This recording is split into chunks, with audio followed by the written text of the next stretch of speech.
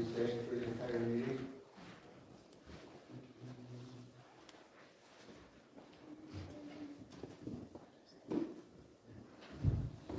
Yes or no question?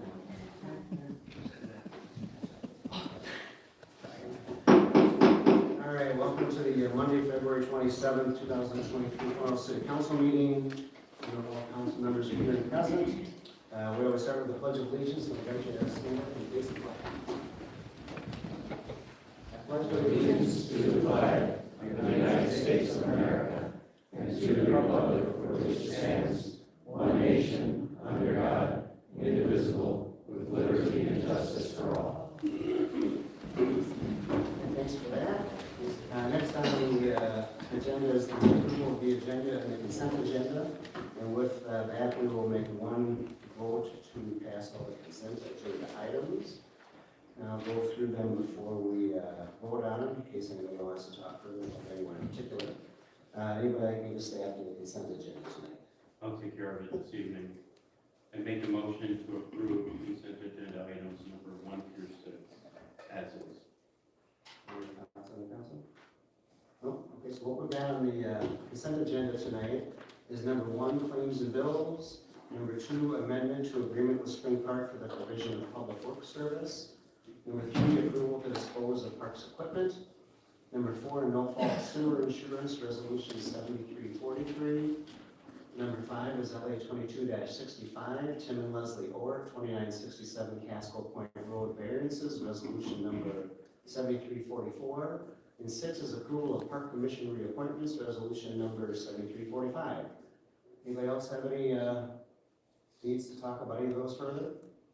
All right, seeing none, I've got a motion. Do I have a second? Quick discussion, or just a note there, just a special thank. Number 6 is the approval of the park commissioners. I'd just like to say a special thanks to Brian Rothberry, Kirsty Duvall, and Gordon Stouffer, who all renewed that, and thanks to Taylor Stevens for service on the Parks Commission. It's been a hot seat for some people, and we really need their volunteerism, and we appreciate it.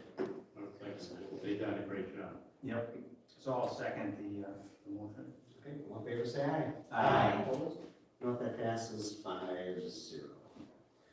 Okay, just to make a note before we do begin our presentations and clerk reports, etc., we do not have any public items tonight. So we won't be taking any comments until we get to public comments. And so we'll start with our presentation number 7 for Long Lake Fire Department Annual Report. Evening. Good evening, everybody, council members, Mr. Mayor. So this is the 2022 Annual Fire Department Report. My name is Shane Gardner. I'm the interim chief at Long Lake. I've been doing this for about 2 months. Thank you, James, for kind of leading the way here. Next slide, please. Our mission statement is to enhance the quality of life and unique character of our protection area by providing excellent community risk reduction, fire and rescue services through prevention, education, preparedness, and response. Our vision statement, our accomplishments are based on our commitment to protect the lives and property of all persons within our community and to convey this commitment in a professional manner. We support education, training, and skill development and intend to use these opportunities to further enhance the quality of life in our citizens and visitors. Value statement, we embrace our fire service responsibilities through community right values, respect, integrity, teamwork, and excellence. This just goes through the values, respect, integrity, teamwork, and excellence in depth. I think everybody can read them, am I right? Okay, next slide. Our leadership consists of fire officers, so I am both interim chief and assistant chief. Under me is Battalion Chief Chris Adams, Deputy Chief of Administration Ryan Gonzer, Deputy Chief of Training Cody Farley. We have Fire Captains John Paskowitz, and I challenge anybody to spell that, and Captain Scott Spinks. We also have Fire Lieutenants Ryan Hoster, Ryan Kennedy, and Ted White. The organizational chart is consisting of the fire chief, assistant chief, and then there are 3 divisions within that. Deputy Chief of Administration, which handles the building apparatus. communications coordinator, quartermaster, so all of our gear, SCBA, which is our air packs. And then to the right, we have deputy chief of training, which handles the EMS coordinator, so that's our medical stuff. We have our training assistant, events coordinator, and then a newly appointed position with Tom Davis as the tech coordinator. Below Chief Adams, we have line officers, which every firefighter falls within that, into a company. We've got company 11, 12, 13, 21, and 22. Next slide. We have 42 active members today. All members are currently, and actually just recently passed hazardous materials operations. So we're firefighter 1 and 2 state certified, first responder or EMT, and then hazardous materials as well.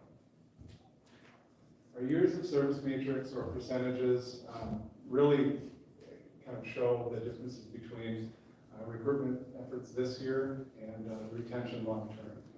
So 45% of our membership today is within that 0 to 5 years.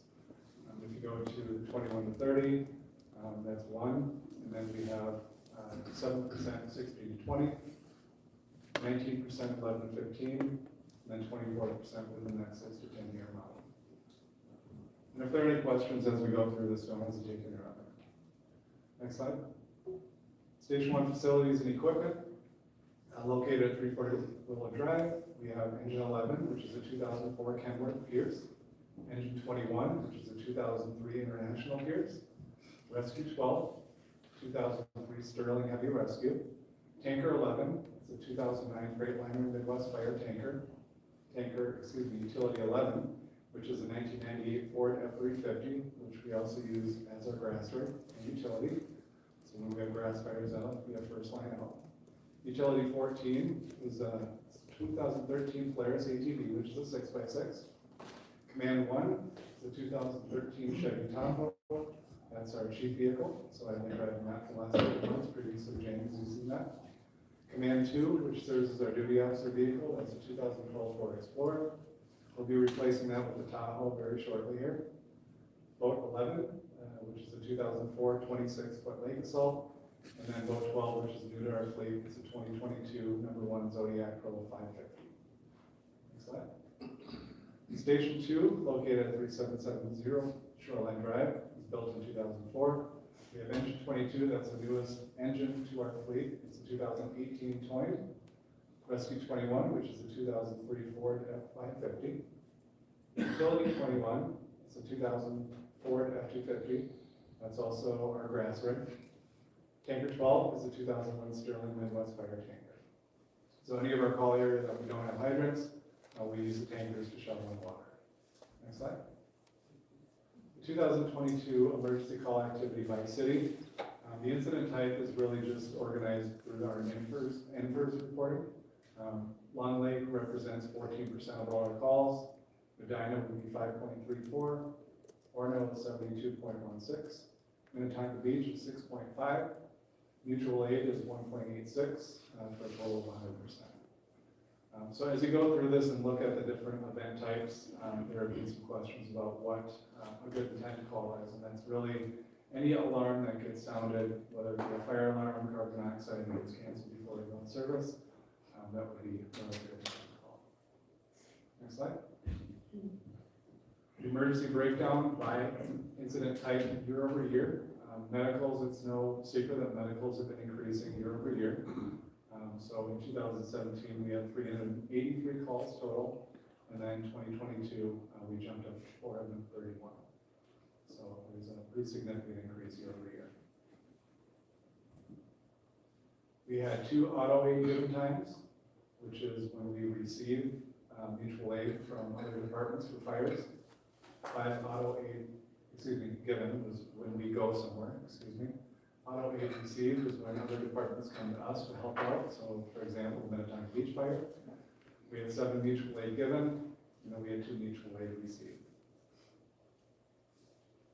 The first unit average on scene time by city. Long Lake, average on scene time is 7 minutes and 4 seconds. If you draw a map from our station to the center point of the city, it's about a half mile. So response is a little bit faster than some of the surrounding cities. Medina is 9 minutes and 27 seconds, Minnetonka Beach is 9 minutes and 42. Orono is 9 minutes and 15 seconds, and Mutual Aid is 13 minutes and 27 seconds. So average is 9 minutes and 1 second. 2022, we had an average of 13.5 members respond per call, which is a pretty good average. We had 13.5 members respond to calls that happened weekdays from 6 to 1,800. And that number has really increased due to the pandemic with people working remotely. We had some people transition to a completely work from home environment. So call time during the day has been a lot better than it has historically. 44.3% of our calls happen during the weekdays between 6 and 1,800 hours. Next slide. Call hours per city in 2022. You see Long Lake with 893. The percentages are off to the right-hand side. Medina was 307. Minnetonka Beach was 417. A big bulk of that number was due to that Minnetonka Beach fire. Orono was 4,932, and then Mutual Aid was 240. Total of 6,789 man-hours, or firefighter hours. Calls per month. July is a leader with 57 calls per month. On down to April being the lowest call volume, December. In looking at July, it's really barbecues, grass fires, smoke in the area calls, increased activity just because of the nature of the season, including some weather events. That's why we're seeing a higher number here in July and August. Next slide. The day of the week, there's really no actual information behind this. Thursday seems to be the busiest call day per week historically over the last 5 years. So 68 calls. Kelly Shaughnessy retired with 46 years. We've done a lot of PR around that. That's a long time to put in retire service. It's a long time to do anything. It's longer than I've been alive, so pretty great.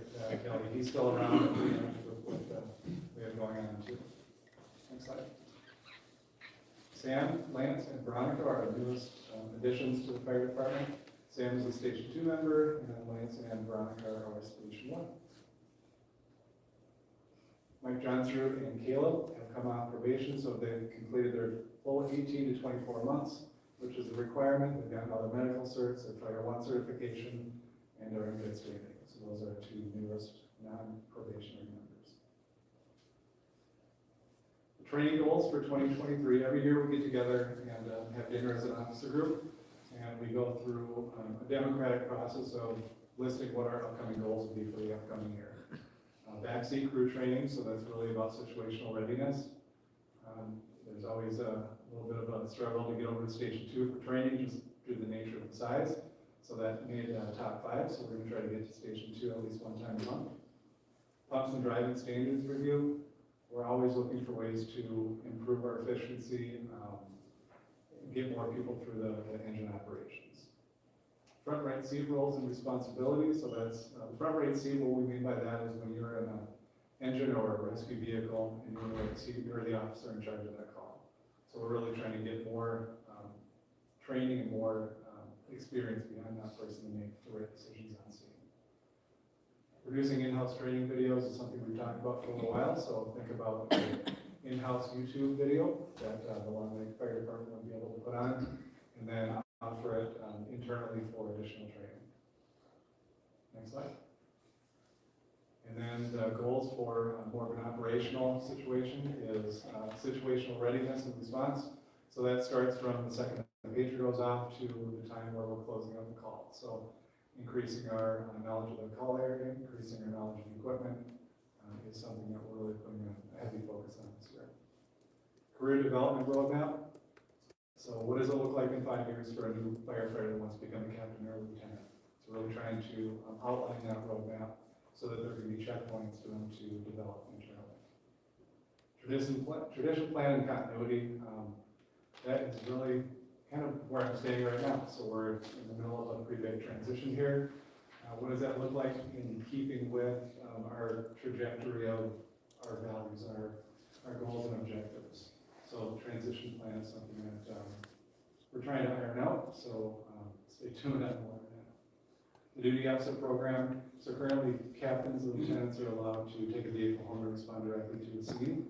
We've expanded that out to some senior firefighters like Ben Beach, so that they have the ability to help out with call response and go directly to the scene with command team. And then duty crew program outline was something that James had started last year, maybe the year before. So having an outline ready so that if we do move to a model like that, we're prepared. Next slide. Top responders, station 1, so every year we calculate the top 5. So station 1, Mike Johnsrud, 92%. He's semi-retired, so he's got quite a bit of time on his hands, 92%, pretty impressive. Tom Aldrich also has more time than he knows what to do with, so he's been a top responder for many years. Paul Morris, he's a newer guy, 61%. Zach Burbick is at 57%, and Cody Farley is at 54%. Station 2, AJ Ruitz. He is another new gentleman to the fire department. He's still a probationary member, but he works locally in town, so he's able to respond during the day, which is very helpful. 92%. Chris Adams, 84%. Adam Hayden, 84%. I think that was done alphabetically, so they're both 84%. Shane Gardner, 76%, and Ryan Gonser, 74%. Top training attendance for Station 1, so this isn't just Monday nights, this is online trainings, it's Saturdays, it's events up in Alexandria for state classes, anything that you can get additional training for. Tom Aldrich, 103, Matt Smiley, 102, Mike Johnsrud, 101 hours, Johnny Paskowitz, 99, and Cody Farley, 86. We think the training officer will increase his numbers a little. Next slide. Station 2, Chris Adams, 108, Tom Davis, 101, Sean Rio, 97, Ted Wojcik, 97, and then myself, 96.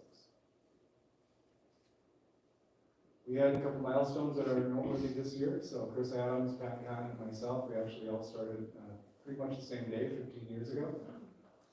Chris Ray, 5 years, and Ben Beach, 5 years as well. Save the dates. So we've got the pancake breakfast coming up. DJ is going to lead that again, April 23rd. The Long Lake Fire Department Memorial 5K, it's going to be in July. The open house, which is in October, and then December is going to be the SDV 20 food drive again. And that is all I have for you guys. Any questions for me? I have a question, I apologize. I didn't think of it till after we talked today. So, you had a slide in there about responders per incident, and that on average, I think it was like 13 and change members respond per call, and then during the day, I think it's between 6 and 1,800, you have about the same. Mm-hmm. Yet like 44%, give or take, are those daily calls. Do you know, and if you don't know, because it's a random question, you need to get back to us. You know, because I believe Station 2 during the day is an all call.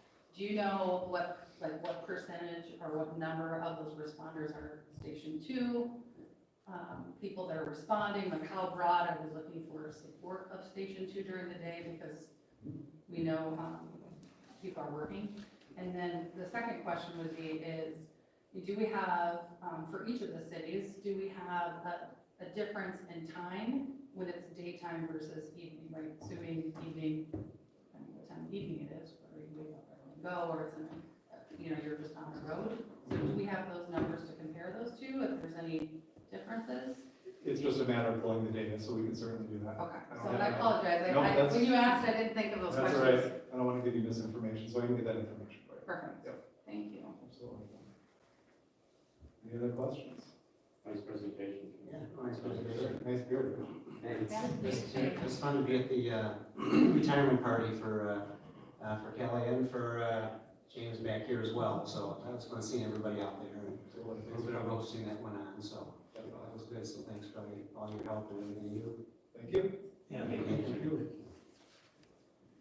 Okay, well, that'll bring us to our clerk report, which is number 8, approval of the minutes. Hannah. Good evening, Mayor and Council. The purpose of this action item is to provide 2 options for approval of the city council minutes and the work session minutes of the meetings that have been held in 2023. Staff is also looking for formal guidance as to how you would like the minutes prepared for future meetings. This has been brought up because back in January, at the January 23rd council meeting, draft minutes for July, or January 9th were removed and tabled because Councilmember Benson found inaccuracies concerning discussions had at the meeting. The minutes were brought back to the council at the next meeting, and by clerical error, the original draft minutes had been resubmitted into the packet. They were requested to be removed once again to make changes as requested. Council also removed and tabled the draft minutes for the January 23rd meeting as well. Those minutes have been prepared for you tonight. We have them in options, as exhibits in the packet. Councilmember Benson reviewed and provided corrections as well as some content additions to the minutes for those meetings. Corrections were incorporated in the clerk edited minutes that you'll find in Exhibit A. However, some of the additions provided went beyond our normal practices and minute requirements. Therefore, a version with those additions is also provided in Exhibit B for our council consideration. Council minutes are the official record of the council proceedings. They should be thorough, but are not intended to be verbatim. Recent feedback from individual council members indicates a potential change in the level of detail. Therefore, we request feedback and guidance for how you'd like the minutes to be prepared for future meetings. And historically, and I know we were talking about this a little bit, so I don't know if you want to go to the stuff that you want to talk about as well regarding the minutes, but there's supposed to be a summary of everything, not verbatim like you said. And if all of a sudden we've got to start going through, listening to the video to make sure that it's exactly verbatim, you've got to do that, or if somebody else is providing that, it's like Councilman Benson did. All of a sudden now every council member's got to go through and read and go through all the videos and look at all those too, which seems like a lot of extra work. When there's supposed to be a summary document to begin with, and you've got video and audio on top of that as well. So I don't know if you have any other input of past practices and everything that we have been doing for a long time and stuff that we said we passed since we were coming to the council. Sure. I think as the clerk outlined, council meeting minutes are supposed to be a summary, but an official record of what happened within the meeting. And there are certain minimum requirements that must be met according to state statute. We did give a listing of those as part of Exhibit C in your packet. And then there are also a number of items that are recommended, as come from the state auditor report, things that should be included. As a normal matter of practice, I believe that the minutes that we provide do include both the required as well as the recommended. And then kind of where you are is you have this spectrum that is subjective between meeting the bare minimum and probably all the way on the other end, giving actual verbatim, a verbatim minute like you might have in a court recording or something like that, where it's word for word everything that was said.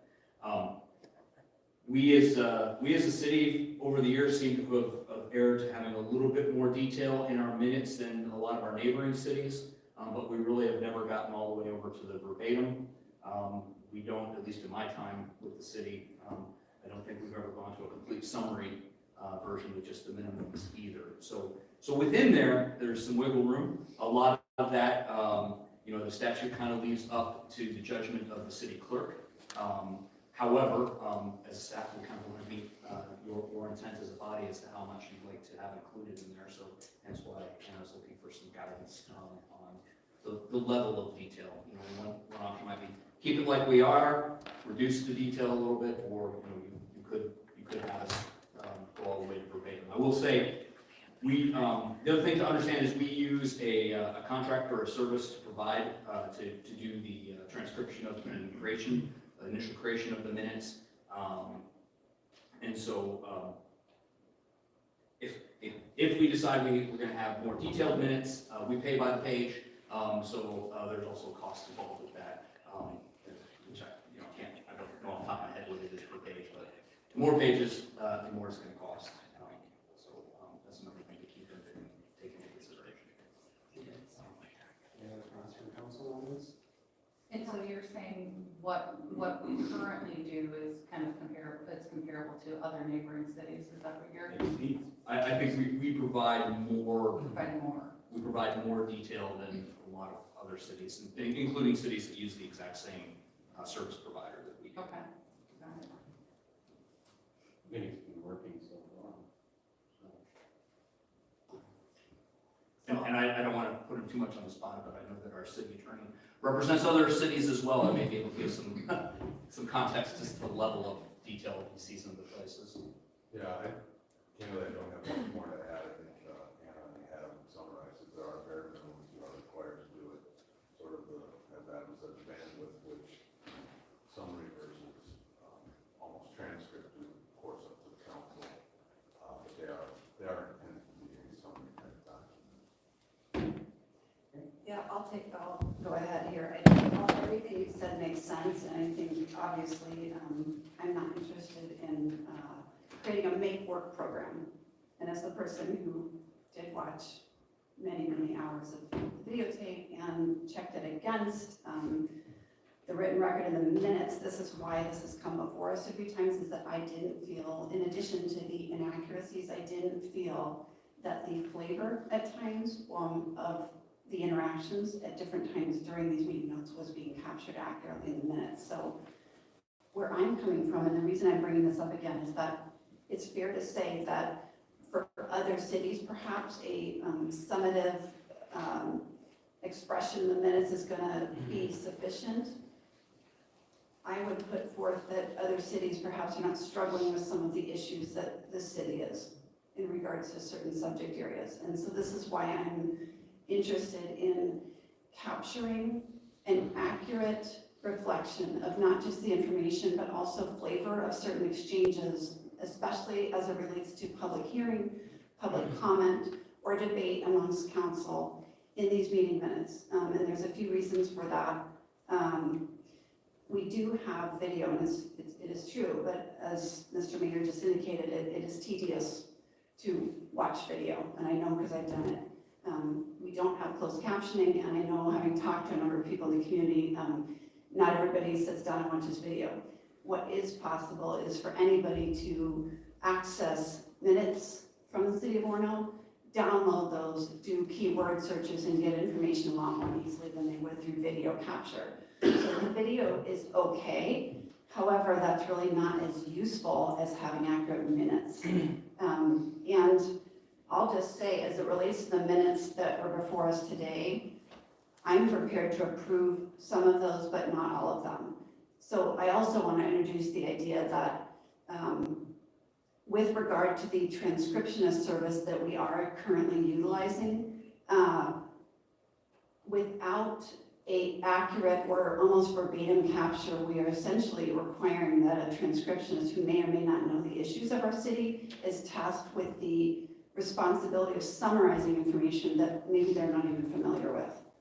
So what I'm really trying to work towards here with the council tonight is an agreement between us about how we feel about accurate capture, reflecting for our citizens an ease with which they can search through the minutes, find the information they need, and also if they weren't at a meeting or they weren't able to watch the video, they're able to understand the flavor of the interactions that are happening in these meetings. And so, let me just see here, I think that's where I'm feeling. And also, I do think that other cities do a great job of some of their meeting minutes. I don't know how long, or I think we've used this vendor for quite a few years, but I would also say that, you know, perhaps there's room for finding a vendor that's, I don't know what, either more cost effective if you have to pay for extra pages, or is gonna have less errors, because it is tedious, and I'm not looking for more to do any more than staff is with this, but I feel deeply committed to having accurate records for the benefit of the public. So when you say flavor, what exactly are you referring, are you saying you want the emotion of the room? Well, what I'd say is, again, without verbatim, you lose a lot. So for example, public comment in the February 13 meeting, there was an exchange, or there was a citizen gave quite a bit of public comment, but it was summarized in about 4 sentences, and given the length of that interaction, I didn't feel that the flavor of that interaction or those comments was accurately reflected in the minutes. Well, I'm comfortable with our current arrangements. I think we should always be open if there's a more cost-effective way or a different vendor. I have no problems looking into different vendors that we have, but we do have our meetings live. We do put a record of those videos. This is, from a council person's perspective, the trying to approve what another council member interpretation of a meeting was, that doesn't seem like a very effective way to go. I think it's very important to have a third party do it, because they're just recording the information, they're not putting a spin on it. So I think there's value in doing that. So the first question is, as a council, are we giving staff direction to put more information into these? I'm saying no, I think we already exceeded. So my vote on that, I'll maybe now's a good time for a motion. Is this direction, or do you want a motion? This is a motion. This There's is a a motion. So I'll put a motion to keep our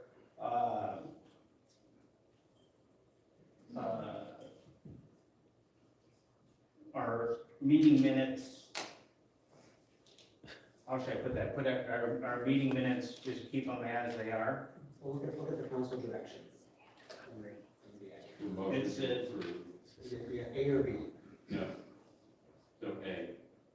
Okay, so a motion to approve option A, which is city council draft minutes prepared in, well, there's two things. There's exhibit A is one question, but the other, there's kind of two questions here, isn't there? One is, we're asked, just to clarify, we're asking for a motion on which set of minutes to approve. Yes. Directions. And then we're looking for direction to staff on what the expectation is on future Okay. minutes. Two separate but related items. okay, so I think we should do it in reverse order, because then it'll answer our question on this other one. So my motion is to keep our method that we're currently using for maintaining the minutes status quo. I'll second that. Could we have a little more discussion? Okay. I would just like to understand what it is about capturing, because again, I would agree with Councilmember Johnson. I think it's tricky to leave, if you want to say flavor, up to anybody, whether it's a council member or a transcriptionist. That's why for where we are right now, with some of the issues that we're grappling with, having a verbatim capture, I don't see the downside to that. I really don't. Maybe we pay a little bit more in the interim for 100% accurate notes. Understanding that anybody has availability to look at, dive into, download, research what they want about those. And I think, again, there's a distinction between what's appropriate in general, League of Minnesota's best practices, or for other cities, and then there may be what's appropriate for us as a city. And I think those two things right now are different. I'm trying to understand from other council members, what is the downside to a verbatim capture at this time, not saying it's gonna happen in perpetuity, but for right now, so that I or others aren't required to go back and say, I don't know, did I say that? Well, maybe I did, maybe I didn't. I just think I don't know that it's a big ask, but I'd like to hear more about that from the rest of council. Well, I've made a motion, it's been seconded. No, I think everybody appreciates your opinion on the matter, but I think you're making the opinion of something that you want verbatim minutes for a particular agenda of what's going on, that you're projecting on the council through what's happening in the public, and that's your opinion. What I would say to that is, I was elected by the public, so I am here to represent the public. I'm not, like, 4 of us here were also elected by the public. Yeah. And I fully, and there's no disrespect here, please, and I really don't, it is important to maintain order in these meetings, and I do respect, the order of meetings. So I just want to say that it seems to me, and I know how much this council has, supported the idea of transparency, and I know how important that is.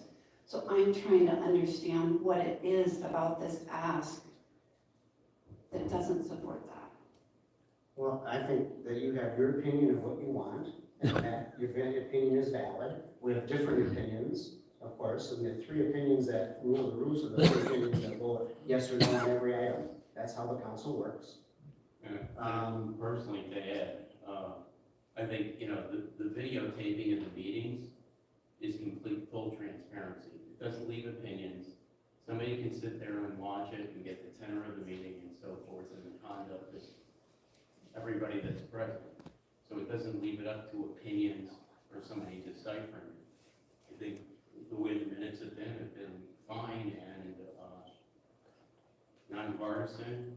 I think they've been fine. So that's why I It's as second. transparent as you get. Yes, that's why I'm seconding. And for transparency, the videotaping of the meetings is everything. So, and Right. we were the first council to bring that forward and push it forward because it wasn't here before. Yeah, that's noted, and again, like I said, there is no closed captioning, and folks who don't have the ability to watch or listen to the videos are unable to understand exactly what's happening in those meetings with some of these exchanges. I also think it's important for everybody involved to take responsibility for the things that they're saying in every way. So I hear everything you're saying, I do appreciate it, I think this is just a really important issue, and that's why I wanted to talk about it. It also leaves me wondering where we're gonna head from here in terms of corrections to the minutes, because it is very important to me. This is being voted into permanent record. And I don't take that lightly, and I don't think anyone else up here does either. And so it concerns me a bit that had it not been for me going through the meeting minutes, that seconds or conversations or quotes would be attributed to the wrong individual, and then we would have voted that into permanent record. So I'm just trying to reconcile where we go forward with this. Anna? I do want to bring up the point that the very first minutes that you did, the January 9th minutes, those were done by a new recorder who did not know voices, would be able to, even if the video also didn't capture the video, it captured audio only. So those specific minutes were difficult for the recorder to do. And just like any new recorder when we have this service, the first few ones, they do need a little bit of extra help on those. It's our error for maybe not catching every single one of those things like that you caught, but we did fix them and they are in the minutes now. So Anna, I do have a question. How is it decided then, from the transcriptionist perspective, what is included and what is not? Well, I'm sure that they do some research on what we have been doing, and that's basically what we've talked about. And then the person that took the minutes prior also consulted them some on how to do it. And then we just try to help them along for the first few, as they're getting to know the boards and the council members on how to structure the minutes. Basically, we tell them we want a little more detail in the summaries and a brief description of like staff reports. Okay. Anna, do you think, I know that we have the minutes or summary record of the meeting and what they must include. Do you have one full list of the bullet pointed, what are the directions we give the recorders? Because that would be your guiding principles, right? To say, this is what they should be looking at. Well, I have an email that I had given her with bullet points on specifics on what I understand what we are looking for in our minutes. So you want me to forward that to you? Well, I think just that helps level set everybody to what the rules are, right? Like, this is what we're looking at, and then it becomes, because it's kind of, catch-22, right? If you go so far in, then you actually run the risk of, right? Like, then you have to read everything, and the chances of them mistaking is high. I think it's probably not a bad idea to, what Matt said, what you said, Elisa, is look at, are there other options that maybe have some of the other bells and whistles, whether it be closed captioning and whatnot. Because on the flip side, I hear all the time that people don't read. Frankly, they just want to listen to things, right? So like, I don't think you're ever gonna make everyone happy, but I think if you have a good balance of both out there, then you are hitting, the main points, and I think, it's good if you have just that kind of those guardrails. And so at least we know, like, we have the must-haves, but I guess what are those other bullet points that they are committed to also? Yeah, I could look at what I've already emailed her and definitely share with you, put it in our, some kind of template so that you can look at it and make comments if you like. Yeah, that would be great. Yeah, I just wanted to talk about the January 9, like I said.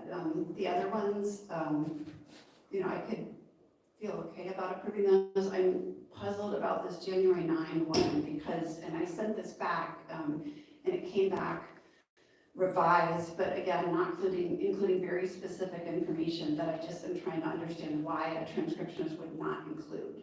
Because it was very specific information that was actually part of the mayor council on January 9 that Mayor Walsh was talking So about. right now, we're under discussion about, because I think because there's gonna be another motion here about which exhibit, because I think you're talking about the conversation, so we're kind of wandering off of where we're at. We have a motion and a second, we're in discussion about that one, I think that's ended, so the next motion will address which exhibit to accept into Yeah, the the record. motion is to keep basically doing the service as we do now, as a summary judgment. And if we want to get more information from Anna, and you want to send more stuff about what is being looked at, we can look at more stuff. And the closed captioning, what that means. Closed captioning, that would be a whole different discussion for later, later time. Sure, we can do that. I am working on agenda management program right now that will affect our videos, and along with that does come closed captioning. So I think that need will be fulfilled once we get there. We're kind of in the beginning stages of that, but I plan to get it taken care of and up and going by May.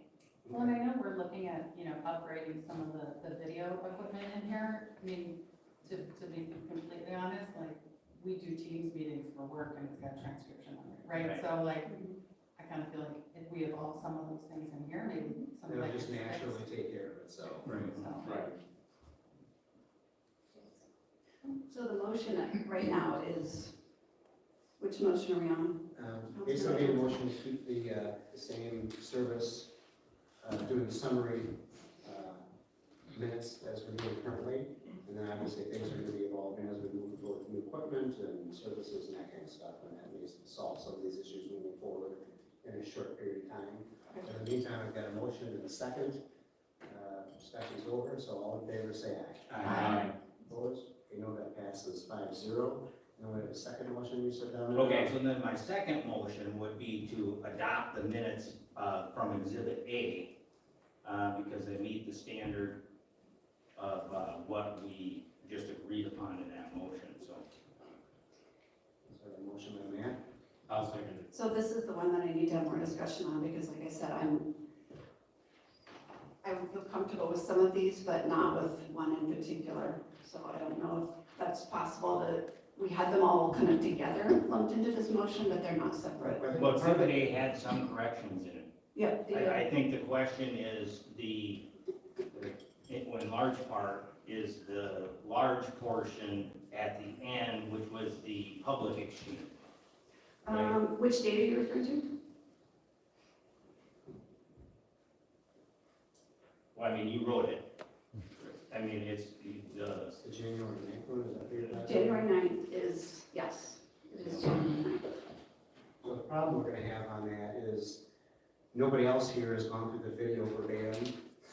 And so you're saying, trust me, this is the transcription, this is what I'm providing as the transcription service. I think what Matt is saying, we've approved the standard service summary that we already have, and that's what we have as the exhibits in Exhibit A from our city clerk. And that's the motion that the raisers accept those in a second. Do you have any more discussion about that, the particular motion? No, if these are all going to be essentially together, then I'll just vote that way. Okay, all in favor, say aye. Aye. Opposed? Nay. You know, that passes 4-1. Okay, we'll move on to our fire chief report with 2 items for council direction and decision. Number 9 is all hazards incident management team, AHI, and team participation. Chief. Got the name change and everything. I know, she's great. We gotta give her a nameplate though. Yeah. Maybe she doesn't want one. She said she did. Wait going on. So yeah, so what I have in front of you is an opportunity that I've done in the past with the All Hazard Incident Management Team. In order for me to be a team member of that team, the city of Orono needs to be part of the organization. And that really comes down to that the city of Orono kind of agrees to hold the workers' comp and some of the HR stuff for me if and when I would ever be deployed. And then also taking in any reimbursements for my salary or any expenses or anything like that, and then we get reimbursed back to the city at that time. So, in the past, I've been deployed to a wildfire, I've helped with the Super Bowl. I've also helped with some of the civil unrest down at the MAC by the University Stadium and stuff like that. So, have not deployed outside the state. That does happen. There's a lot of ability to do that. I'm not really interested in going outside the state. So I'm just looking for a recommendation. Staff recommends the authorization to become a participant in this organization. Okay, I'll make a motion to approve the authorization for the city of Orono to become a participant in Minnesota State All Hazardous Incident Management Organization. I'll second it. It's a big mouthful. Yeah, thanks for writing that down. No, any other discussion? Okay, all in favor, say aye. Aye. Thanks for doing it, Chief. No, Yeah, passes absolutely. It is fun. So And we'll move on to number 10, is authorization to purchase mobile and portable radios for the ladder truck. So I'm back before you to talk a little bit about equipment for the ladder truck. We did approve back on January 9th, $14,000 for portable radios. They were supposed to be the APX 4000 portable radios. In my research, the mobile radio that is in the truck is no longer available to use on Hennepin County's system. It surprised me a little bit since Coon Rapids also is on the 800 megahertz system. I did not seem to think that that would be a problem. In talking to Mark Parker at the county, that radio is no longer used on their system. So we needed to purchase a new mobile radio, and that cost about $6,500. When I went back to the vendor to obtain that quote for the mobile radio, he talked to me about the APX 4000 radios that we had quoted in the past and also used at Long Lake Fire. Those portable radios are going to be sunsetted soon by Motorola. That doesn't necessarily mean they're going to come off Hennepin County's system just yet, but it makes no sense to purchase radios that are going to be sunsetted by the manufacturer. So I have a quote up for new APX 6000 XC portable radios. The cost has risen significantly to $27,000 and $623 for those 4 portable radios, chargers, spare batteries, and that type of stuff. So in essence, that's up to an extra $20,000 that I'm asking for radios for that particular truck. The new APX 6000 radios are the same ones that the PD uses also, so that works real well into the integration with Orono. APX 6000 radios are the ones that the officers use right now for Long Lake Fire, but we don't use them in all of our portable radios for our crews. So staff would recommend the approval of purchase of the mobile and portable radios for $34,100. Sounds like it makes sense, but they're being sunsetted and everything else, so make sure we get the right equipment for you guys, for sure. Thank you. I have some questions. I do. Yeah, I'm wondering, what is the turnaround when you place an order? So he said it would be anywhere from 8 to 12 weeks for the radios. Okay, and on the, is this the quote? I mean, this quote from 113, it was to, Correct, yeah. okay, it's to the police department? So he had police department, so he did not have an Orono Fire Department that was thing, so you quoted the Orono Police Department, and then in there it talks about it being for the Orono Fire Department, and the shipping address and stuff. Okay, and this radio is to equip the ladder truck that's currently, Correct, it's a mobile with a remote head for the ladder truck, and that's mounted directly onto the vehicle. And then there's 4 portable radios for the officer and the crew members to utilize on scene. okay, and is that able to be used currently, given that the ladder truck is at Public Works? They can be, yeah, absolutely, they can be programmed and used on Hetman system as soon as they are received. Okay, and what equipment is currently being used that is no longer, So the mobile radio that's mounted in the truck right now, Yep. that particular one is not used on Hennepin County system anymore. So it's been discontinued, so they won't allow it on their system. There's no portable radios in that truck. Coon Rapids kept their portable radios, so that's why we had quoted portable radios in the original equipment listing back in and the how are the firefighters currently communicating? They communicate with portable radios, or mobile radios. So this would be something that would take this ladder truck and the fire department well into the future? Correct, yes. But for right now, there is a system for radio contact between the firefighters. Yeah, the Long Lake Fire Action. Gotcha. Yeah, they do. Yeah. Okay. That's all. Okay. Thank you. Yeah, absolutely. Any other questions for James? No, and I agree that getting on, using the same equipment, same chargers, and buying the police and fire can utilize the same equipment, that makes sense going forward, so. I'll make a motion to approve the purchase of the mobile and portable radios from Motorola for a total of $34,100. I'll second it. Okay, any other discussion? No, I just want to talk about, well, I don't know if it's discussion or if I suppose it can be discussion, if we will, because I'm not ready. I mean, I can vote, or I don't know if you'd like to hear justification for my vote now as a discussion or after? After the vote, yep. You just want to just give us your opinion then? is that Sure. what you're saying? Yeah, I can fill you in, and thank you for the clarifying, because I just want to state that where I'm coming from is that we currently have this needs assessment that's being worked on, that's due in June, which is going to determine a lot more about kind of the direction that we're heading in with regard to Orono Fire and the negotiations with Long Lake. So there's a needs assessment due in June, and then there's also members of the public who have certainly asked many times to have a better understanding about this, the funds being spent, and also the direction that Orono, the city, is taking with regard to its plan to establish an independent fire district. And this ladder truck that this equipment can be used on is currently parked, and again, we're not certain that given the contract currently with Long Lake Fire to the end of 2025, where that's gonna go, and I am not comfortable, given that the public doesn't feel they have the right answers right now about why we're doing this as a city, and this is funding that is coming from the citizens of Orono. I don't feel comfortable going forward with an expense, especially given that the turnaround time on these radios is not significantly long. Therefore, after a needs assessment, if we're really sure we want to go in a certain direction, I feel a lot more comfortable making a significant purchase like this. So I think that's fair, but I think regardless of where we land, whether we're with Long Lake or not with Long Lake, the truck will be usable.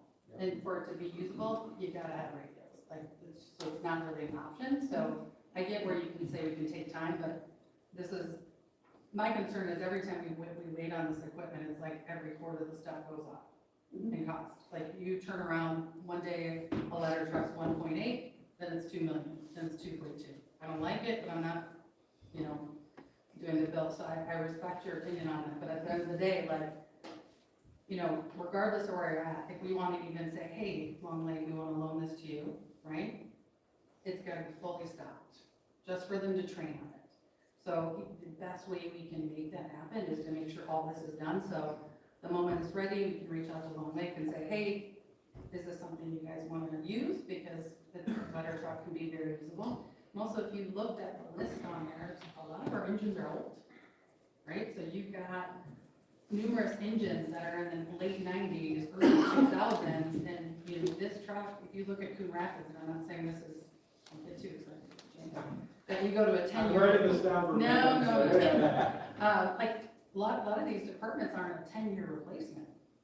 We blew the 10 years a long time ago, so I think also, providing that backup for our neighbors, we know that, Maple Plains got an older truck, Exeter's got an older truck, That Orono, by the way, Maple Plains Road. this is true, and Exeter ordered a new one, but, the turnaround on that is 34 months?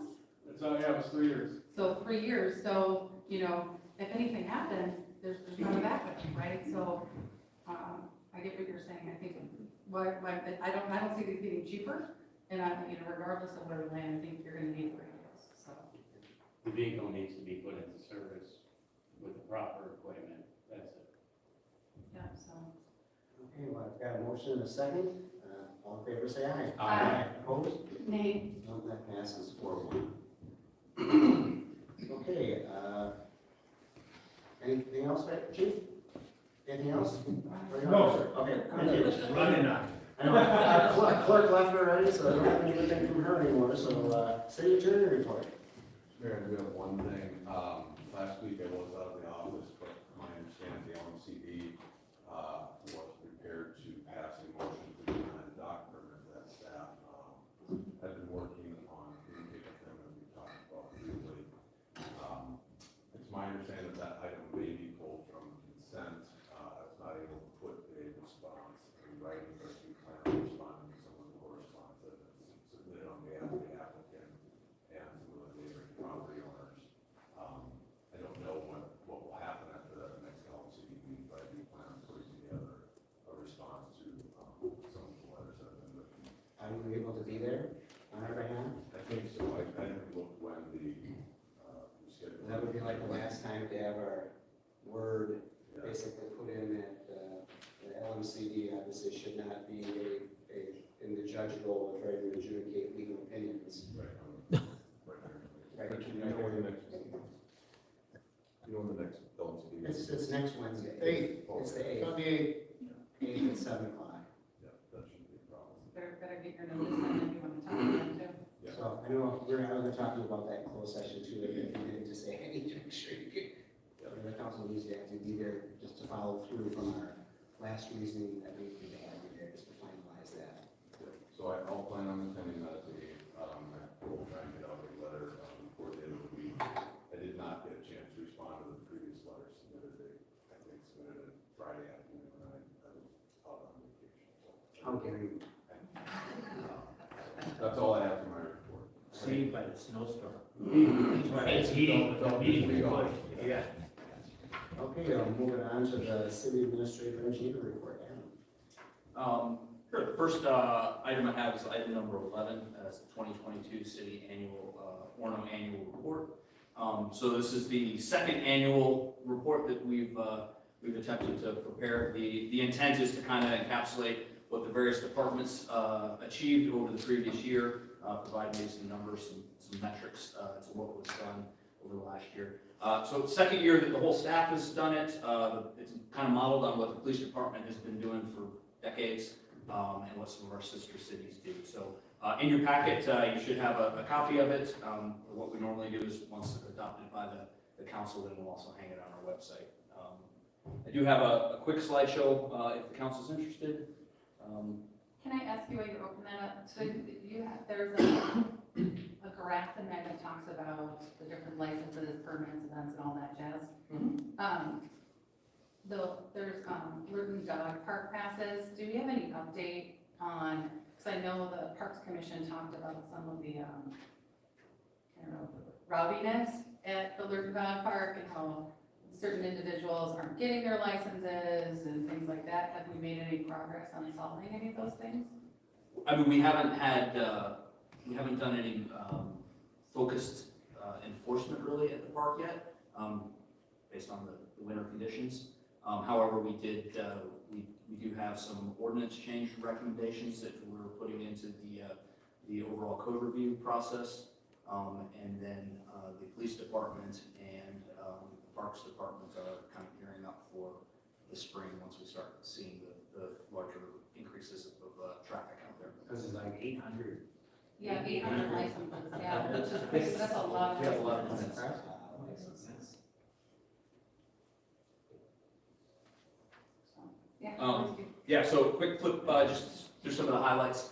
First one, this is not staff produced, this is council produced, but there has been no change to the city mission, vision, and goals over the last year, so that remains unchanged. And then just kind of the agenda that will follow, basically a quick overview and then by department. And the title should read 2022. I use the same slides, but it didn't change the header, so my bad. I kind of tried to characterize what happened over the last year organizationally, operationally, and in personnel matters. So organizationally, the biggest organization change we had in 2022 is the creation of our fire chief position and the hiring for that. Operationally, it was our first full year for the Public Works Department to provide public works services to the city of Spring Park. That went fairly well. Also, operationally in 2022, we transitioned the responsibility for facilities maintenance from the Public Works Department to the Parks Department. It was better keeping with their skill sets and their availability for work effort. In personnel, another, not nearly as much turnover in personnel as we had in 2021, but we did bring on 9 new staff, full-time staff members. We spent, as senior staff, a great deal of the early part of 2022 going through and updating our personnel handbook, which you all approved, I think, in the middle or end of summer last year. And then the other critical item in the personnel arena is we did renegotiate all 4 of our union contracts, which are 3-year contracts. So hopefully we won't have to do that again too soon.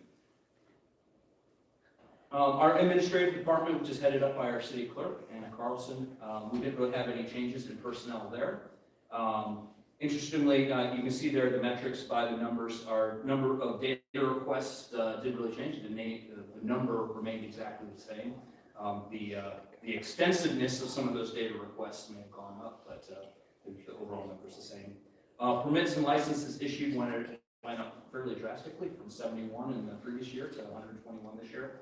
And then dog park passes went down a little bit from 857 in 21 to 799 in 22. And I guess I don't know what our number is right now for the 2023 season, but I know we're in the hundreds somewhere. I think so, unfortunately she's left, but I know that we tasked you guys with, figuring out ways to get more communications out, so definitely pretty impressive to see, that many emails open. I know when I looked at the open rate, many businesses would kill for some of those open rates you have, they're pretty high. So, I know she's left, but big kudos to Anna for, kind of thinking out of the box, trying to do more social media. I know she's a big reason behind Orono happening, so I appreciate her really putting forth a lot of effort to make sure more of that information gets out into the community. So. She's done a great job. And we're continuing to tweak. We're almost starting to worry: are we sending too many emails to people? I don't think we don't want to hit that threshold where people just hit delete because it came from Orono. I think you'll realize, right? You'll see your open rates drop. So I don't think you're there yet. A couple of the key achievements. The other thing, communications. You mentioned, Councilmember Seals. The other thing that department is responsible for is elections, and they did an excellent job in the 2022 election period, recruiting election judges, training the election judges, and then running through both the primary season, early voting, and then the elections in November without any hitches. So that went very well. And then the other thing that you've seen coming out of her department is she took on the creation of our organics program for the city. And if I put that number in there, I think we already have 147 members or residents signed up for that program. So, and looking, we got some grants and things for this year to do some expansion and providing some more drop-off points for that. The finance department. Also stayed steady. As far as personnel is concerned, the biggest thing that we maintained our AAA credit rating once again. One of the few municipalities of our size to do so. kind of our workload, you can see there with the number of checks issued and the number of utility billings and things. We stayed fairly constant. And luckily our workman's comp experience factor went down a little bit, which is always good. Anything below 1 is good, but that was pretty good. Some other key achievements, that we brought payroll back in-house. We had been contracting that out. We brought that back in-house. That's, I think, improved our efficiency and also our internal customer service to our own employees and their ability to, Ann, who is our payroll and utility billing person, people are able to go straight to her whenever there's an issue. I know it's complicated getting all the fields correct with, I struggled with that for a long time. There was one stat in here that talked about utility billing errors, Mhm. almost non-existent. That was really, really good. That's great. Which has been it's been an area of focus because we have had some issues in the past with utility billing. Errors or some data entry or what have you, and so we've cleaned a lot of that up and they've done a great job. Community Development Department, the biggest change there is Laura, who's sitting next to me, took over the department, and I would say it was a fairly smooth transition, as smooth as changing a department head out can be. And but that was also during the time we had just previously in 2021 done some major personnel changes, bringing a building official and inspector back in-house. So kind of while the metrics and the number of permits issued and those kind of things stay relatively constant, the fact that we were able to go through that transition, that personnel transition period, with relatively minor issues of that. And then a couple of the key things is we did do a relatively large code amendment in the ADU code amendment. And then you all haven't seen it yet, but we started the process of recodification in 2022, which is a big piece of that is the zoning code. And so Laura and her team have been combing through that. Long time coming. So we got most of that done. When I say staff level, at our staff level, it's all sitting with our fine city attorney I was gonna say, it's gotta be- for legal review. Police department, if you look into the report, like the last 14 pages are police department, so if you want any details, they're pretty good about telling us what they do. If I was to summarize the biggest challenge that we had in 2022 with our police force was recruiting and worrying about recruiting. However, we were able to overcome those hurdles and recruit, and we're currently at full strength within the police department, and we've been able to bring some quality folks in. With all the national and even state negative comments coming about the police force, and we're seeing a drastic reduction in the number of young folks coming up through these development programs to become police officers. The competition out there among departments to recruit quality folks is even heightened, and our department was able to overcome those challenges, bringing some pretty. What's just in the news lately, maybe nobody has followed this because they don't talk about it a lot, but City of Golden Valley went through a very big change in their city council. Went to, I guess we'll call it more of an anti-police, defund, woke, and they've gone from 30 officers a couple years ago, they're at 12. And they can barely field 1 or 2 officers a night to even field 911 calls, so they've got some major problems. So that's why you support your first responders, support your police, we have from day one, and that's why we're forward on it. We take care of, make sure our citizens are taken care of first, so. A couple other highlights, the team created the cadet program, so we're using our CSO cadet positions to bring in students that are in law enforcement education into the department part-time with the hopes of eventually, kind of an intern setting, be able to set them up for future employment. And then the other thing, it's been in the works for a couple years now, but just looking at the numbers there, the embedded social worker program, which is largely funded by Hennepin County, we've this year been able to have 72 different cases referred to the embedded social worker and try to get that integration between our law enforcement and the social services. And she was shared with like six other departments, it just wasn't us, it was kind of a. Right. Kind of a starter program with shared between a whole bunch of departments, but it worked really well though. Right, and looking, if you look in the police, the details of the police report, or if you talk to Chief Farniak, you know, we're looking, as we look out to the future, we probably see, you know, that pool of cities sharing one social worker shrinking, as the workload, increases for those folks, so I think it's a good news story. Our Parks Department, it did grow this year, so we added another full-time parks maintenance worker, and as I mentioned earlier, they took on the role of facilities, so we've been doing a lot of facilities work, particularly over There's our main guy, Josh, right back there. Yep, headed up by Josh Lemons. Some key accomplishments for them in 2022. We did do a playground refresh at the Crystal Bay Park. That's all done except for some vegetation work that we need to do in the spring once the growing conditions return. We've marked a number of our lake access points. A bunch of them that are used for recreation are now marked. And then done a number of studies, including the Summit Plan, golf course improvements feasibility study, and then you know, the crowning event of every year is our holiday tree lighting event, which was brutally cold but well attended this year. So hope that went well. Public Works Department under DJ Goman continues to do good work.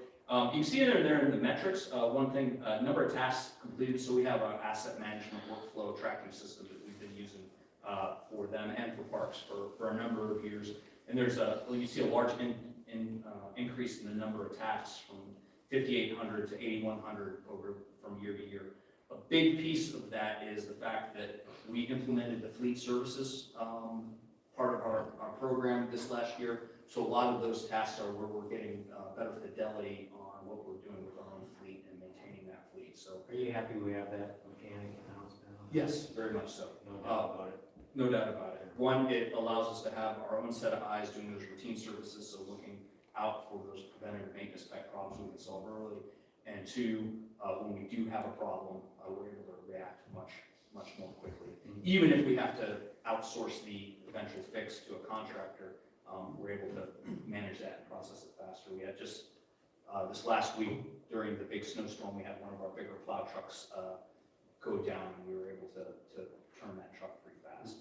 So, Then you got spring parking added in there too. Yeah. Added to that. yeah, no. So the mechanic has been a great add, and then, you know, they're still learning, they're still feeling out that part of the program, and you know, as you've noticed from some of our recent council actions, we've been growing their equipment, you know, the tire changing facilities and things like that. And then the new facility, they got entire bays to work in, which is nice. And then finally, engineering, pretty much a normal year for engineering. Same level of support to the planning and zoning department or the community development department. And then the usual suspects in our projects. Our road project from the previous year we finished. Our road project for this year was substantially complete. We did substantially complete also the water main replacement, which was a pretty big project for us around County Road 19 south of 15. And we even got a ravine stabilization project, the one on North Shore Drive, is 90% complete. We just need to do some vegetation restoration in the spring. A couple other bigger things. The Public Works facility was awarded last year, and now construction is underway, and it's really underway in earnest in April. When the additional groundbreaking and foundation work begins. And that's all I have on that. If there are any questions?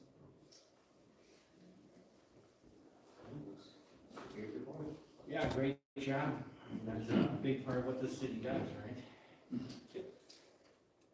All right, so you need a motion to adopt it? Yes, please. I'll make a motion to adopt the 2022 City of Orono annual report.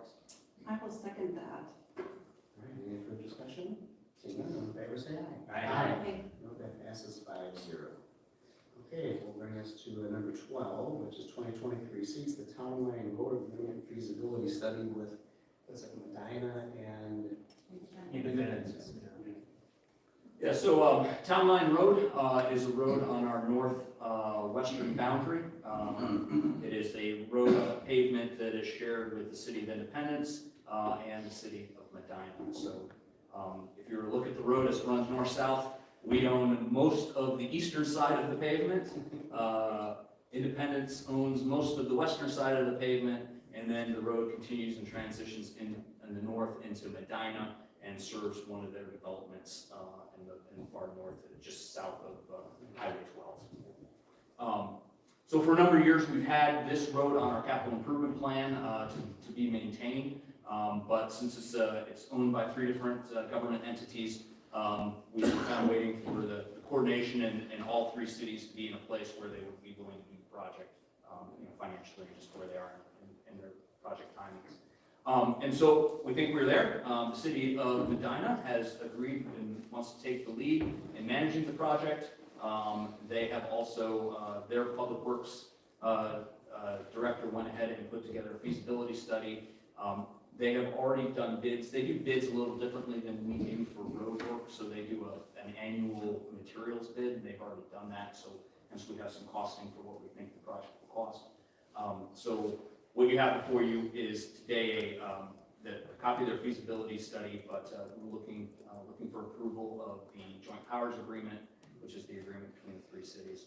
I will say we are the first city to have this on our agenda. I think Medina is looking at taking it to their council in the next week or 2. I'm not 100% sure on when Independence wants to take it. So there's still maybe a chance that as we coordinate, I may have to come back for an amendment if the other parties decide to change some wording. But we think, at least at the staff level, we feel confident that we're at a decent place with that. The JP has also just been reviewed by our city attorney, so we have gone through that legal review. I know they've been threatening this project for a long time, so it's kind of good to kind of get this, if everybody's ready to kind of get it done and put away. And we own a large chunk of that, so it's actually a pretty reasonable cost for getting that on our large chunk, so. Anybody have any more questions for Alan? All right, so make a motion to approve the JPA, which is exhibit B. I'll second it. All in favor, say aye. Aye. You know, that passes 5-0. All right, we're going to take a 5-minute break before we come back for public comments. We'll see you 7:21. Public comments are so tough in this community, you gotta take a break until you get to them. Yeah, exactly. Let's see. Where's Crosby? Is Crosby gonna run this time? Keep an eye on him. There's Crosby. He's leaving. Look, he's leaving. Oh, he can't face public comments.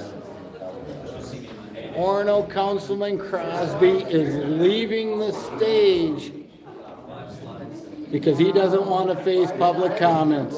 There he goes, folks. There he goes. Your Proud Boy member right there. Holy cripes. Not surprised. Not surprised at all. What's that called? Chicken? Is that what you said in the Navy?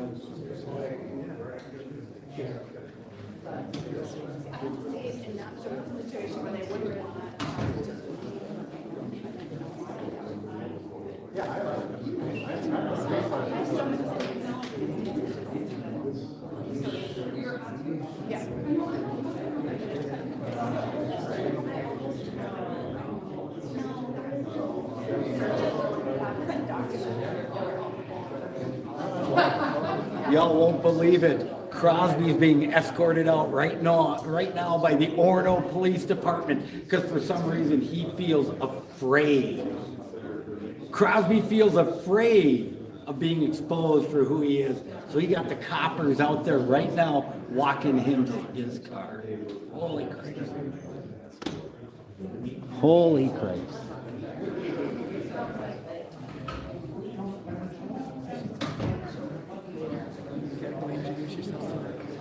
Which one? Sign. Oh, no, that's right. He's famous. That's such a meanie.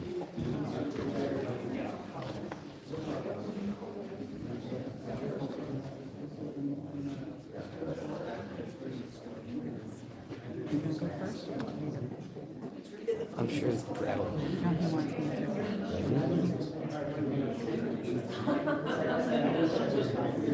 Yes, it is quite embarrassing that Crosby took off. There's absolutely no question about that.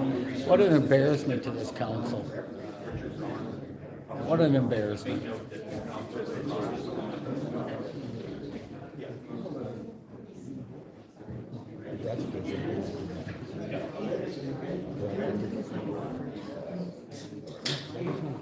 All right, we'll bring us back into attendance. Note Councilmember Crosby is not with us any longer.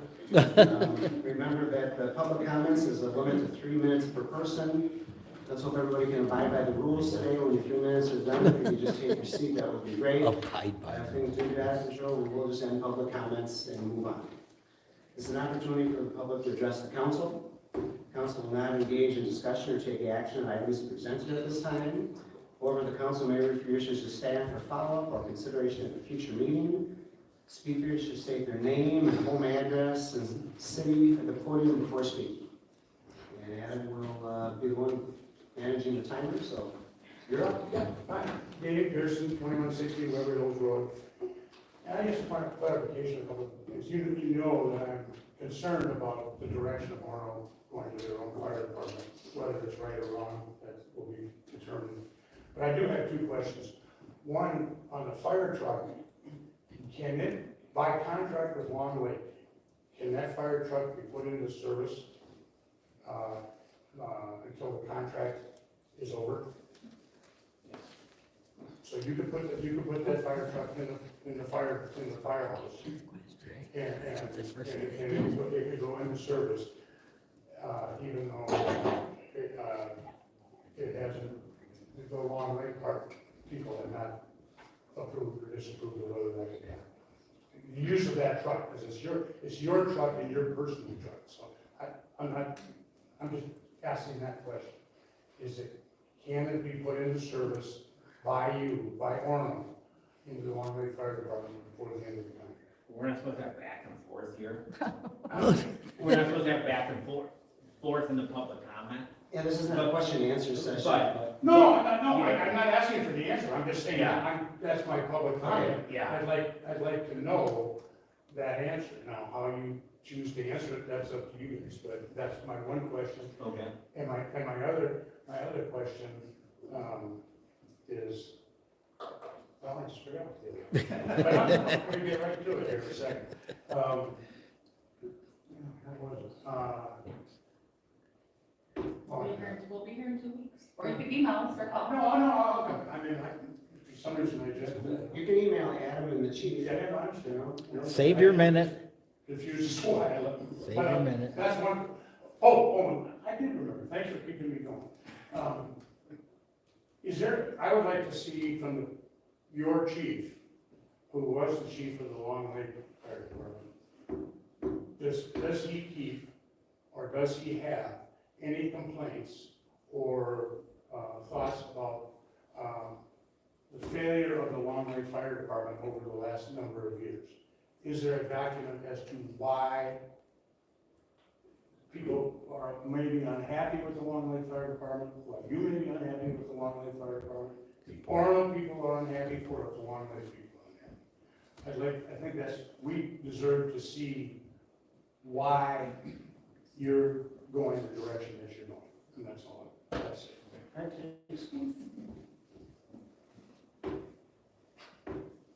My name is Nancy Branningham. I live at 3185 County Road 6, and that's Orono, even though I accidentally said Long Lake last time, but that's my mailing address. This is my third time standing up to request a public hearing on issues related to the fire department. Others have also requested that. I want to thank Councilmember Seals in particular for approaching me the last time I requested after the meeting and inviting me to be in communication with a list of things I'd like to hear about. I did send an email to Mayor Walsh and to all members of the council, but I'm just here tonight to quickly say that, again, I request that the city of Orono hold a public hearing to provide citizens with detailed information as to how and why the decision to withdraw from the current fire services contract with Long Lake was made, as well as detailed information regarding all the options currently under consideration for providing fire service to Orono residents. I request that detailed information as to expenses already accrued by Orono should be provided, as well as estimates of expenses likely to accrue related to all the fire service options currently under consideration by council. And I just wanted to deliver this in a hard copy so that you all know what I've asked for and are clear about what I hope that we will get in a public hearing for the citizens of Orono. Thank you.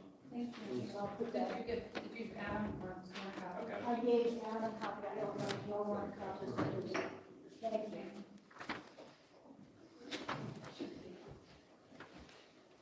Mayor Walsh, City Council members, and attendees. My name is Kevin Riley. I live at 3405 High Lane in Orono. Lived here for over 33 years.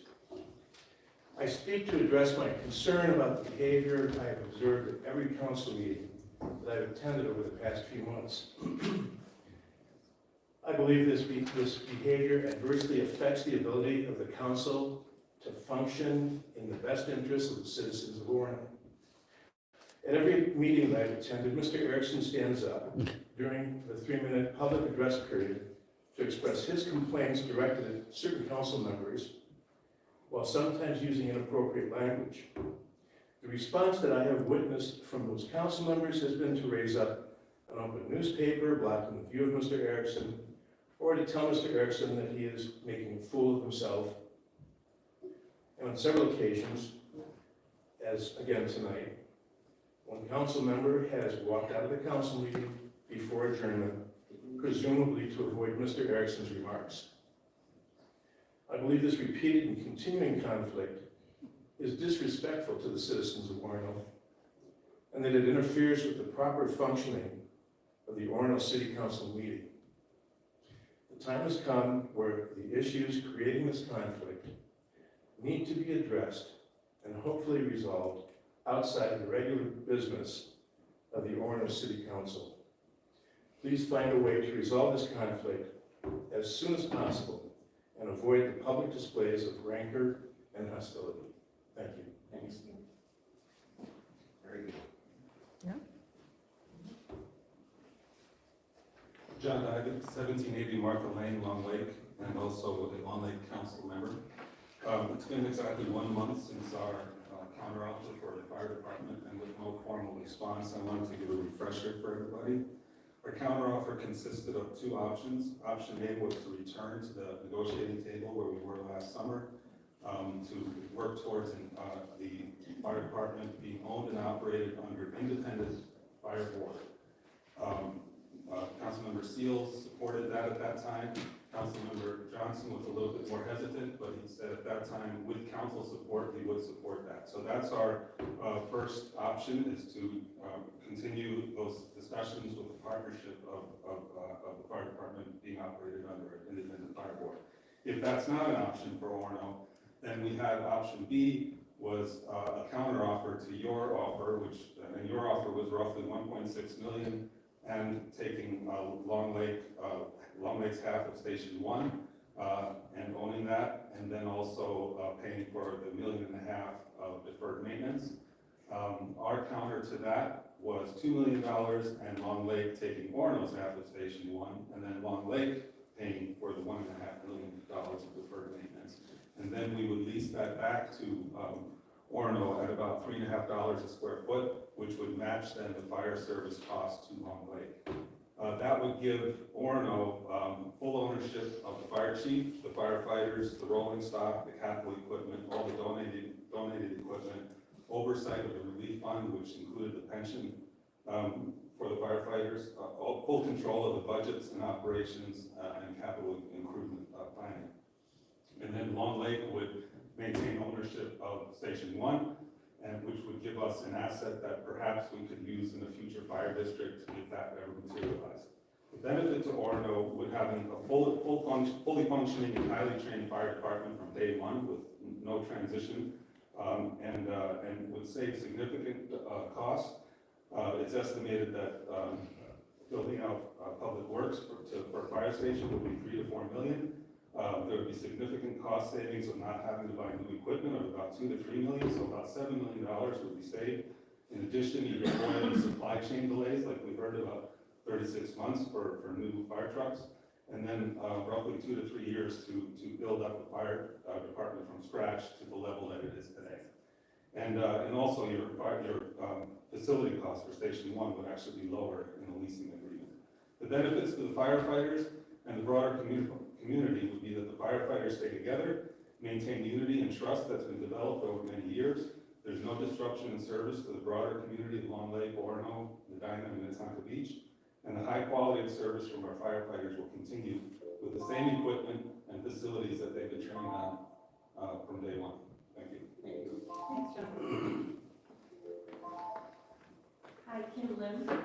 Sorry, that was my married name 15 years ago. Let me start over. Kim Carswell, 261 Signet. I have two statements, one following Mr. Dyvik's.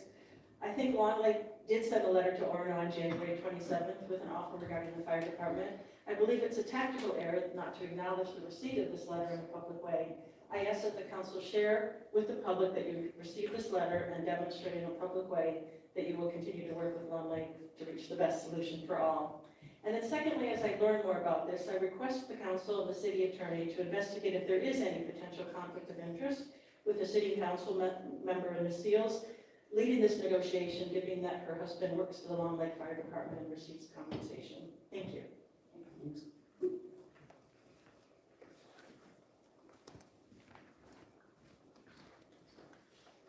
Hello, I am Kendall Nygaard, and I live at 5658 Judith Road, Bokeelia, Florida, and I've owned a home in Orono at 1386 West Point Road for 27 years. So on December 19, I was criminally charged by the city of Orono for the heinous crime of not obtaining a permit before replacing a driveway with a 1 5/8 lip.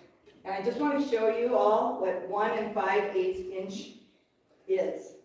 So this is what I was criminally charged for not getting a permit for 1 5/8 inch lip on a driveway of an investment property. Now I'm just going to take this from the taxpayer perspective for the rest of this because it's not about me, it's about our tax dollars and where is the governance that we would subject the taxpayers in Orono, the state of Minnesota, to have this ridiculous asinine level of criminal charges on a citizen who did nothing wrong. Stephen Talon was the city attorney who was representing the city in 2020 when this actually went to trial in August of 2020. Now I just tried to look up how much per hour Mr. Callen makes when he's working for the city of Orono. But if you looked at the bill to take me to court and have this misdemeanor level charge leveled against me, which then got dropped to a to a petty misdemeanor, which I was actually acquitted for because there was no probable cause. Because guess what? Former Community Development Director Jeremy Barnhart, you had an employee taking their time to prepare for this big trial in August of 2020 instead of doing community development work. So I'd say, where are we prioritizing the precious resources, the taxpayer-funded employee salaries, for them to be in a setting like we were? So what happened when we went to our trial in August of 2020? There was a bailiff. There would have been a jury if we wouldn't have had Mr. Callen drop it to a petty misdemeanor. There was a judge. There was a court reporter. There was court administration. This took a half a day. This is our tax dollars, again, at work for this. Failure to obtain a permit. I was dismissed right away. Lack of probable cause, because Mr. Barnhart lied about my involvement in this project. So what did Kendall Nygaard do after I was acquitted?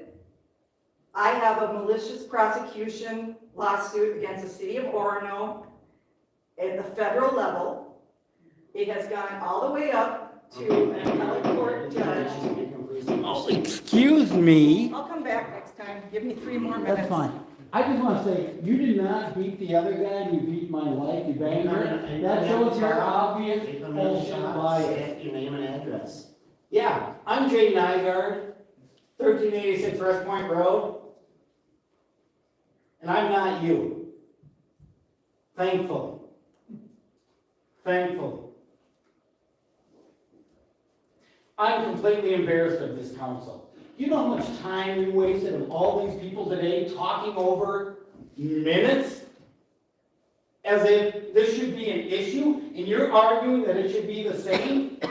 People don't understand. Minutes are counted on for lawsuits, for accuracy, and for other things. And when you're sitting here saying, we're going to go with minutes that might be kind of along the way, I remember when you specifically, Mr. Mayor, lied about me. Lied about me, and I read the minutes, and it wasn't even close to what you had said. Judges in courts don't watch videos, they look at minutes. And if you guys are going to do a disservice to this community by doing a disservice to the minutes of these meetings, then you guys are wrong. And what's really disappointing is that guy right there, Mr. Maddock, who's supposed to be in charge of explaining this stuff to you, how important it is. Because he don't care about the people of this community. He cares about defending and making money and doing other BS crap. The minutes are important to this community. Every single word everybody says, especially at a time like I am right now, speaking to this community, are the most important. And for anybody to summarize anything is BS. Period. These minutes need to be accounted for word, specifically because of when you lied before, Mr. Walsh. Specifically because of people like you. And people like you, Mr. Maddock, who don't care about the community and don't care to protect us and allow people to be defamed, don't speak up, and don't speak up and say, you know what? We need an accurate accounting of what goes on here. That's what's wrong. Till we get accurate accounting of what goes on in this community, change will never come and things will never get better.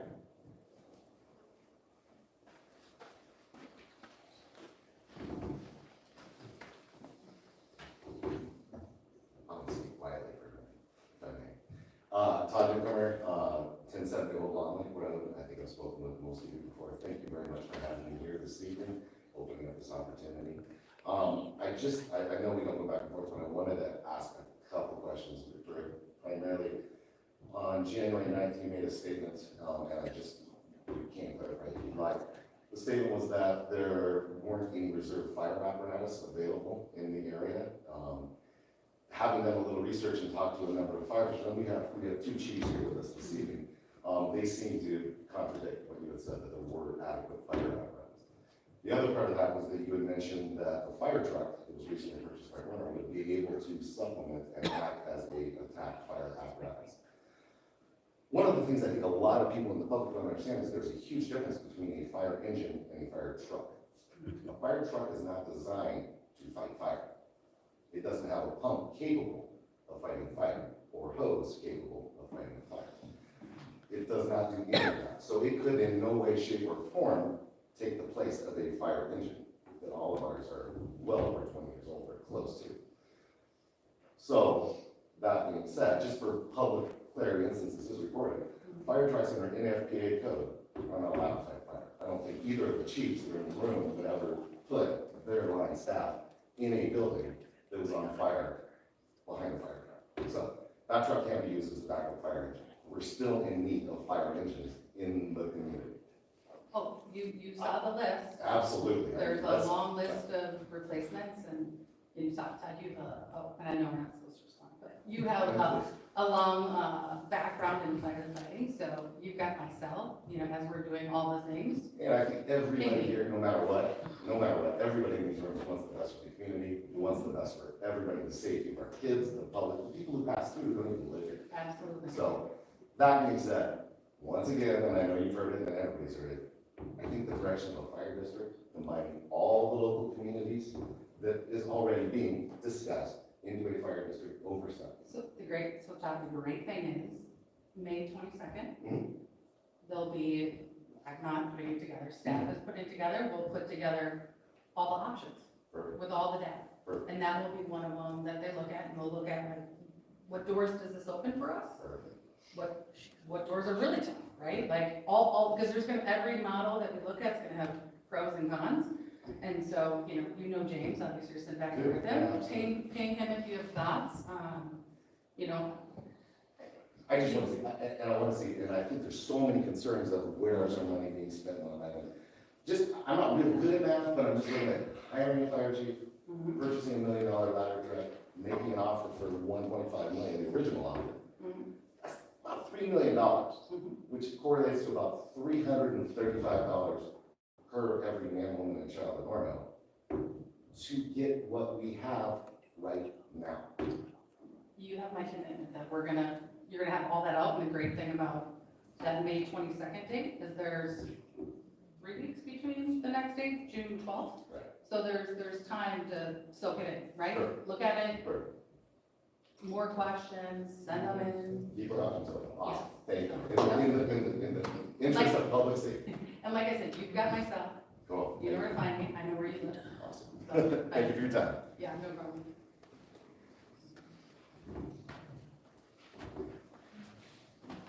Good evening. My name is James Elder, 195 South Ground Road, Orono. And I will also keep my voice calm. Every organization on which I ever served, and which had minutes, required of the members of that committee to review the minutes. And when the minutes were asked to be approved at the following time, there was a commitment that the board of trustees, the council members, whomever, had reviewed them and agreed with them. You have a long debate tonight about verbatim versus general.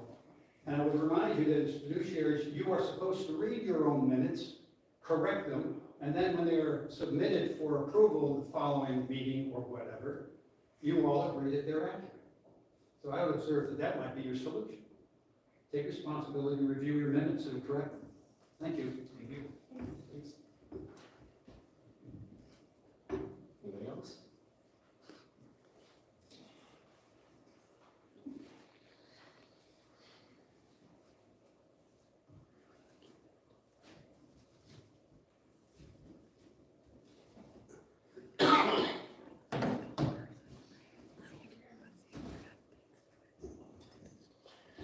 Brad Erickson, 2485 Independence Road.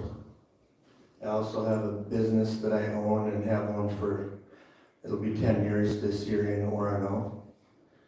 I also want to say, because I know you've had some issues with me living in Independence and speaking here, that I feel if Mr. Crosby, who is again not here for the 5th time in a row for these public comments, can travel to the governor's mansion to redress his government and out to Washington DC on January 6th of 2021 to redress the government, I certainly can drive 5 minutes down the road to redress mine.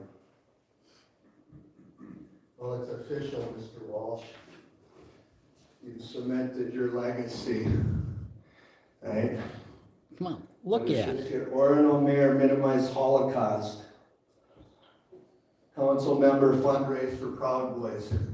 That's from a leading Jewish media outlet in the Twin Cities here. TC Jew Folk. Okay? Remember those people from St. Louis Park? Where you grew up? 4 days after that article comes out, some posts were discovered that you put on nextdoor.com, and in a response to that, it says Orono residents, it says in a response, Orono residents on Nextdoor, to Orono residents on Nextdoor, Mayor Dennis Walsh doubles down on the video he sent. Finally, you admit publicly online to sending out the Holocaust video on Valentine's Day, no less. But then you attempt to minimize the message and its implications by stating, quote, the 3.5-minute video that talks about government overreach regarding COVID mentions the Holocaust for 5 to 10 seconds as a reference point, unquote. That's you.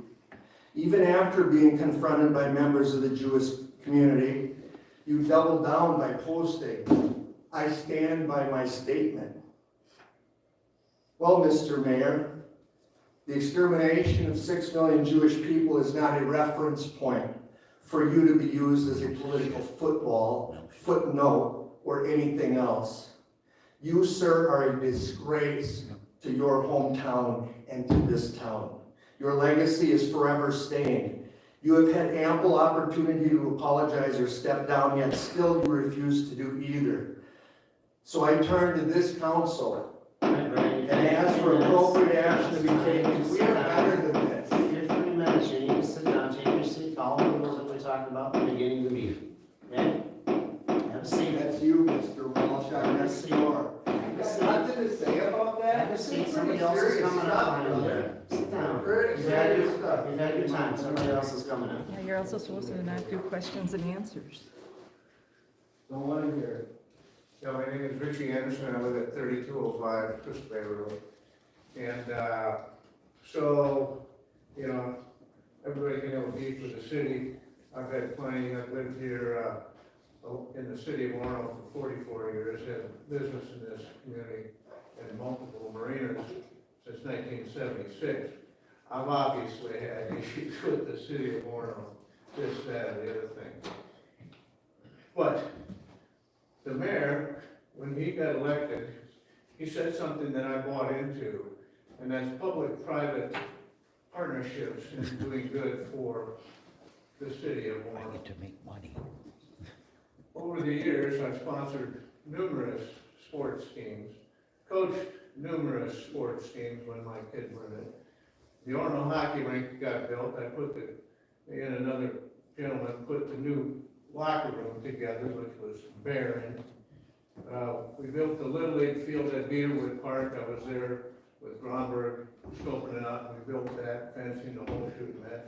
We put a ice arena behind the elementary school here for the kids to play in. So, my concept is, we can all bitch and moan about this, that, or the other thing, but the fact of the matter is, at the end of the day, we have to do something positive for the city of Orono. You know, we located the generator at our property down Smith's Bay, because you had didn't have an automatic generator. We did that. I sponsored through public-private relationships, sponsored the therapy dog for $10,000. I hauled equipment for public works out the Big Island on my barge. I stored the Big Island docks. I helped the funding of the fire department relief fund. I've given life vests to every patrol car that you have for the cop shop because they hook up with the Hennepin County Water Patrol, and that way they can just get on the boat and get life jackets to public works so they can go out to Big Island safely. So,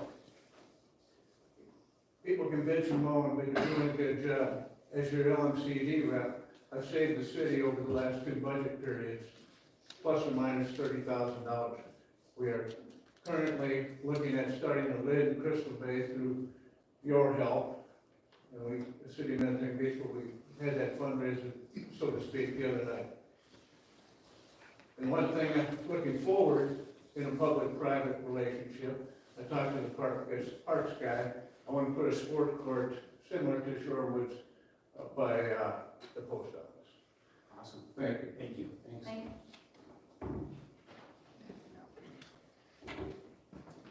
Chelsea Weaver, Independence, Minnesota.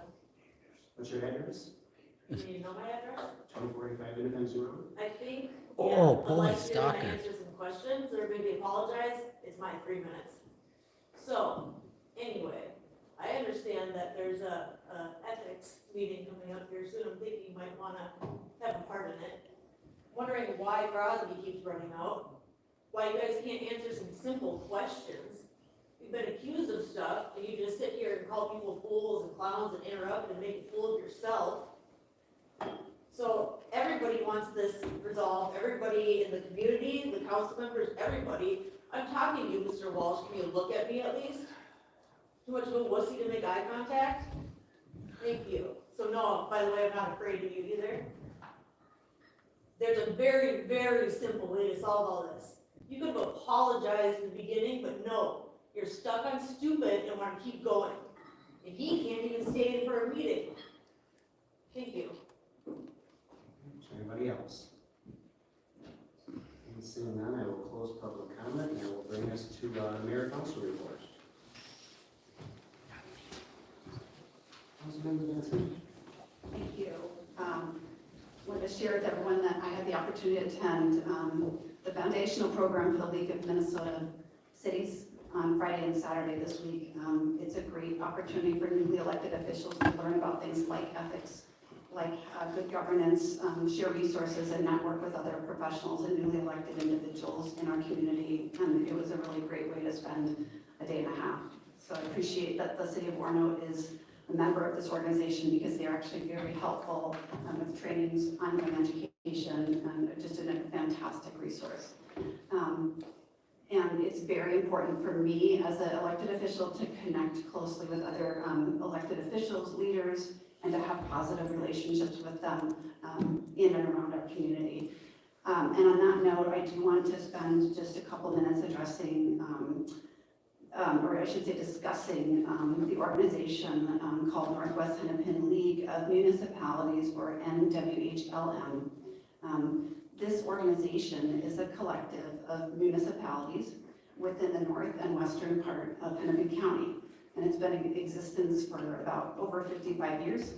It meets about 10 times per year, and the purpose of this organization is to promote cooperation, collaboration, and education in different areas. And I want to share that, because I didn't get a chance, we didn't get to mayor council at the last meeting, but some issues and questions were brought up in our work session on February 13th. So I did want to clarify a few things about that, because the last thing I want to do is create more confusion. I want to be a clear communicator. I want to share that I was invited by this organization to attend their monthly meetings by representatives in their group. And I did feel that that would be a great opportunity to connect with other elected officials and grow relationships that will benefit the city of Orono. I learned that the city of Orono has not had representation in this group since 2017. So I did think it would be a good opportunity for me to revitalize outreach with other cities and grow connections with our neighbors. There was discussion at the February 13th work session about my participation. And I just want to clarify that my intention in attending this meeting was never to create discord or confusion, and I do apologize if my attending this meeting did that. Going forward, I do plan to continue to attend this monthly meeting. Of note, on a financial note, is that with membership in this organization, one meal associated with monthly meetings is covered by annual dues. And it is now my understanding, based on our discussion at the February 13th work session, that Mr. Mayor would like the opportunity as well to attend the meeting. So it is my intention when I attend to pay for my own meal to, out of respect for the mayor, and to ensure that he has his covered. And finally, the executive committee of the NWHLM has written a statement addressing the remarks that were made about Orono's membership at the February 13th work session. So hopefully their statement about the discussion that was had at our work session will clear up any misunderstandings about the purpose of their group, Orono's history with the group, and their invitation to me to attend and join the group. Because again, I don't want to cause confusion. So that organization has put out, or it has a statement available with regard to my participation in the group. And on that note, I just want to say that I do look forward to continuing to build strong relationships between the city of Orono and the communities around us. That's it, thanks. Councilmember Johnson? As a good, or better public comments, so thanks for everybody. Appreciate the people introducing a calm tone. Appreciate it from this side of it. Congratulations to the Orono girls hockey team, the high school team, who got second in the state. So I spent last week playing, or watching rather, quite a bit of hockey, including them. So congratulations, second state. The boys are still making their march. So had a really great opportunity to talk to many Orono residents at the hockey rink about the performance of this council and some of the current topics, fire being a major one, of course. And so I was really pleased. You know, it's often that we hear a lot of negative feedback here, but I received an overwhelming amount of support for what this council is doing, and trusting us to do what's best for the city, and working with Long Lake, but also making sure that we're doing what's best for our city at the same time. So that was nice to get that direct feedback from those citizens. I'll just address a couple of public comments. Mr. Pearson was asking about if we put into use the fire truck. We've had similar arrangements with Long Lake that are in existence already. I wasn't sure if he was asking if Long Lake won't allow us, would we use it? But I would think if we offered it, they would accept it. I'm looking at them in the back. And then Ms. Branningham received your email, and we're definitely going to have some very public conversations about the fire department when we get our assessment done, as Victoria was stating there. And Ms. Carswell had asked why we hadn't publicly acknowledged the offer from Long Lake. I felt like we did. If we didn't, we did. We did get their offer, and we're going to do our assessment that James is completing, and give a very public and extensive, thorough information to the public when we have all that information. The right time is when we have all the pieces and what all of our options are to get that feedback. So other than that, that's all You know, just, with all of our snow and everything, Public Works, you know, we got a nice, summary, from Adam about what this staff does. You know, we get to see it differently than maybe the public does, but, you know, I'm really proud of this staff, and their commitment to making Orono better. And they are doing it for all the right reasons, and so it's nice to bring attention to that. Adam also has his review this evening, and so he's been a very important component in making the city better, and he has. So those are all some really positive things that we have going on in the city. So thanks for stealing my thunder about the high school girls. Big kudos to make it to the finals and First time ever. first time ever. I mean, Warroad's like, you know, Hockey Town USA, so, I mean, kudos for the game they played. It's super neat to see several of the girls I've known since, you know, they're 4 and 5 and play soccer, so it's pretty unique to see the, you know, young ladies they've become and see how impressive they are on the ice. So, big win there, and the rest of the guys when they come up. We do have a Parks Commission meeting next week, or a work session, correct, Adam? March 6th Yes, that seems right. Yep. at 6 p.m.? Yes. Okay. So they are going to be talking about pickleball, kind of, you know, where do we go next? So, you know, definitely if that's a topic you're interested in, definitely join them. It's a good conversation to have. And then, as I mentioned earlier, at our last meeting, we talked about the timing of when things are going to be coming out. So May 22nd is going to be that draft proposal that's put together by James, Ron, and Adam. So, you know, a few of you have reached out, which please do reach out if there's things that you really want to make sure that we address. Like Nancy said, like really helpful to know from your perspective what's missing. I think, Kim, you mentioned saying we may need to go back further in the history and update people, so those nods are good for me, because sometimes when you're in it, you don't assume everybody else knows all the things, so please do, you know, email me, and, you know, I offered to Nancy, you know, if you do want to sit down, and I don't drink coffee, but you can drink coffee, I'll have some sparkling water, and, you know, let me know your thoughts, so totally open to that, lots of time to get there. Us not talking about it is not us, you know, we don't have the information, we're waiting for staff to really put through a very thorough response, so, to what Matt's saying, that the long lease offer will be feathered in there, very much looked at, so, my hope is that, you know, that gives not only the rest of the council and the mayor, but, also the community, you know, some good optics on what all the options are, so, I'm looking forward to that, and like I said, maybe if you guys have thoughts or questions that you want us to contemplate in there, so. Okay. All right, well, thanks for that. I do want to talk a little bit about this Northwest Hennepin League of Municipalities that Councilmember Benson had been attending. It's probably just more of a shock to know that she was going and never told anybody. So I appreciate her letting us know what was going on there.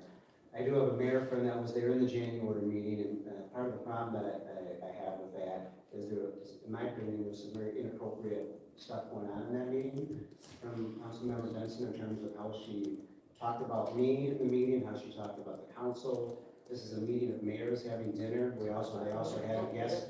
They also had a guest from a Hennepin County Commissioner and a guest from the Metropolitan Council come and speak.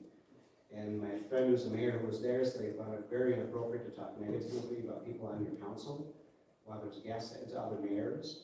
Wow. And to also not only do that, but also suggested to the Hennepin County Commissioner not to approve a grant that she doesn't like that we applied for. So basically undermining our staff for the work that they do, applying for grants for elected officials that we have to work with all the time. Are you for real? No kidding. You're going to sit here and lecture us? You're going to lecture us as a community? Hey, grow up, buddy. Grow up. Grow up. You're out of order. You're out of order. People are allowed to contact community representatives, no matter how much it bothers you. What the hell? Why don't you put that in the paper instead of wrecking the frickin' meeting? Oh, I wrecked the meeting, Why don't right, you shut the hell up? right. I mean, seriously. Richie, come on. There you go, Richie. Say that again, will you, Richie? You know what's going on. Let him finish. It's enough. Let him finish. Say it again, Richie. I got you on camera. Let him finish. Community leaders, I found the. There's all kinds of things. From Minnesota, the mayor that was there. Oh, okay. He was telling me about it. So that's all I have to say about that. We'll have more discussion at the meeting when I'm there next week to find out why these meetings are being run like that, because it's very inappropriate as well. I also want to say congratulations to the girls hockey. That was the first time ever. Also in the last couple of weeks, we've also had the girls jazz dance team take first place. They are the state championships for jazz. It's the first time they've ever won that. The girls kick team, which my daughter is on the varsity team, also took third place. So they medaled. The first three get medals. It's the first kick dance team for Orono that has ever medaled. So, and I'll also say congratulations to Mound West Taco, who actually were the state championships on the kick side. So between Orono and Mound, we've won all the dance competitions in the state of Minnesota. So that was pretty good for that day, let me tell you. I want to say a shout out to Richie for the Crystal Bay Lid meeting that he put together. The information he put together was amazing for all the bay captains he's trying to get together. I've never seen something so organized. I also had an opportunity to meet with lots and lots of Orono residents who actually came out to me to say that we are doing a great job and to keep going and doing what we're doing. So I appreciate all that feedback. I mentioned earlier about the police department. You get a city who doesn't support the police department, like the city of Golden Valley, and they've seen their ranks go from 30 officers to 12. And that's, they gotta start leaning on Hennepin County and everybody else to come and help even address 911 calls, because they got some serious problems. In addition to Minneapolis, obviously, who has their own problems.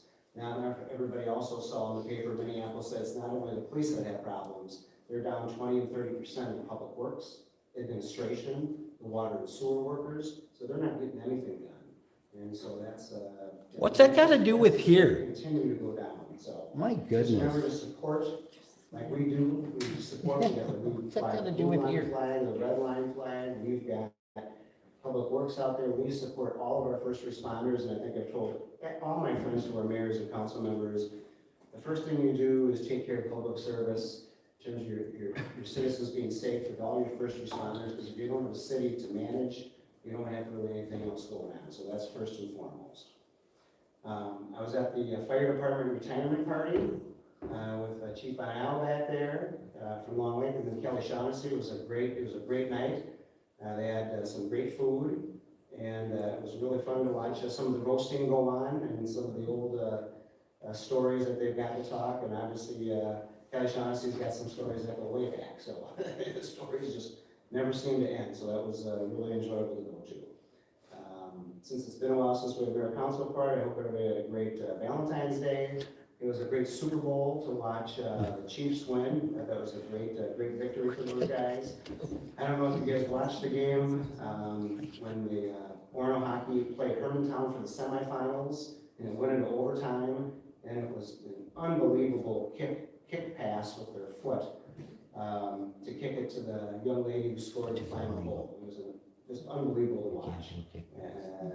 The craziness that ensued was amazing. So if those girls remember those moments for the rest of their lives, and they got some great kudos over at the school that they're getting acknowledged all the time. So with that, I will take a motion. I will take a motion to close the meeting to go into closed session as permitted by 13 D05 sub 3H. You have nothing to say about Mr. Crosby, 5 times he runs out?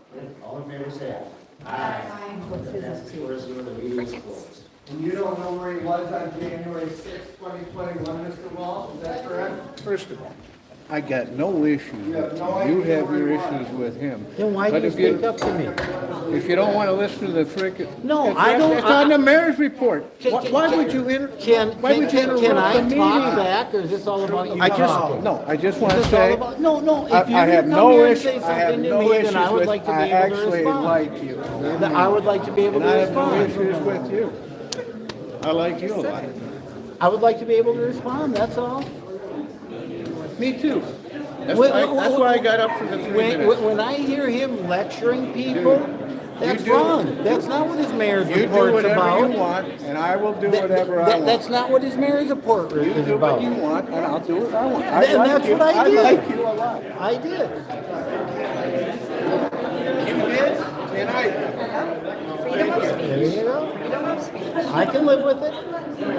You can't tell me to shut up if I can't tell you to shut Well, I can, but it doesn't mean you will. Right? You will either. Right? I had a That's how it works in this country. Like I said, I like and I like Gabriel, and Gabriel hates the mayor, and I like the mayor. So it's like, You know what? I'll tell you, Richie. I had the same issue. I built my deck 2 inches higher.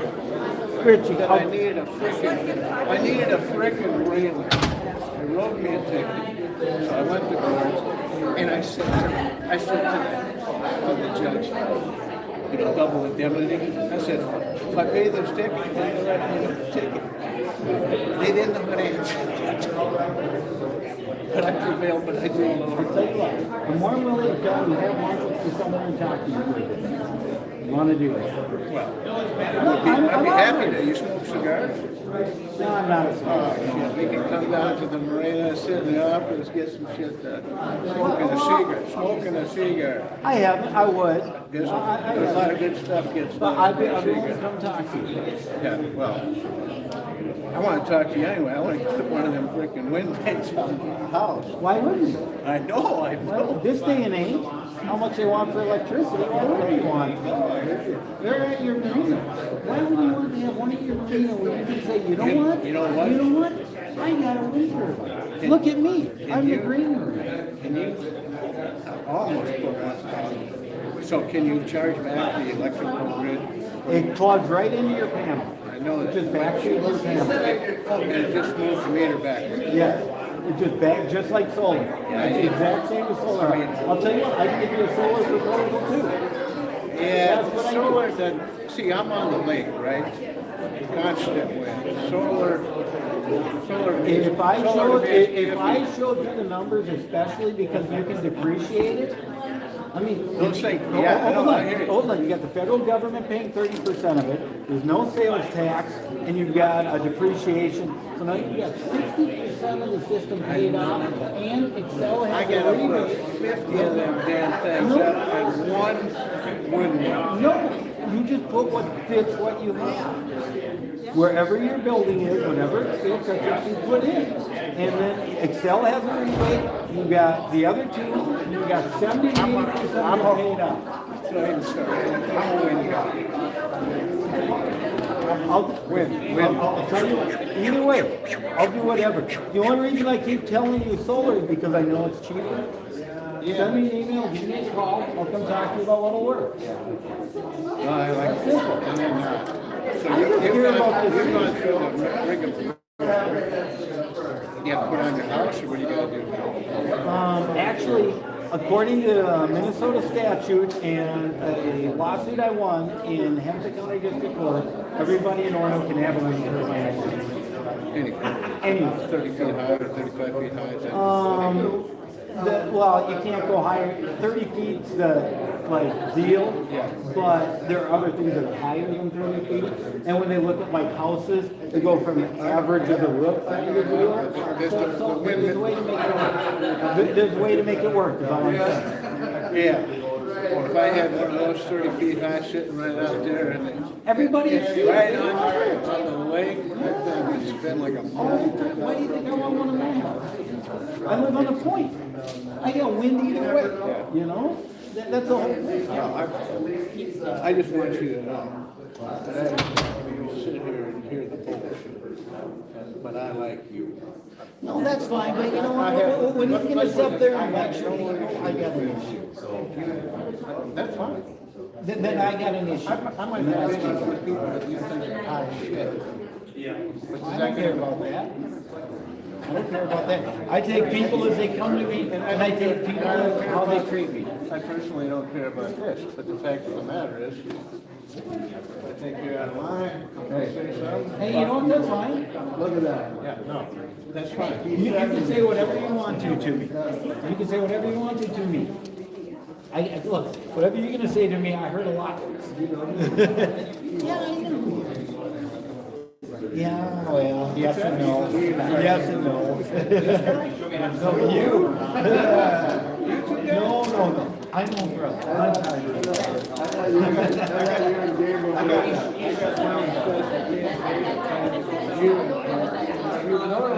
No. Gabe and I never got along. How'd I do? Gabriel and I, yeah, well, he came around. Gabe actually apologized. I don't know. But I would love to sit down with you and talk to you about your opportunities and options. And I think when Steve and I point out that actually the yacht club called me and I'm giving them a proposal for their new hotel. Good luck.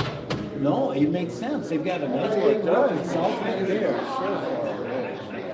No, but they want it in amongst, when it comes time to fire up, they want to be ready.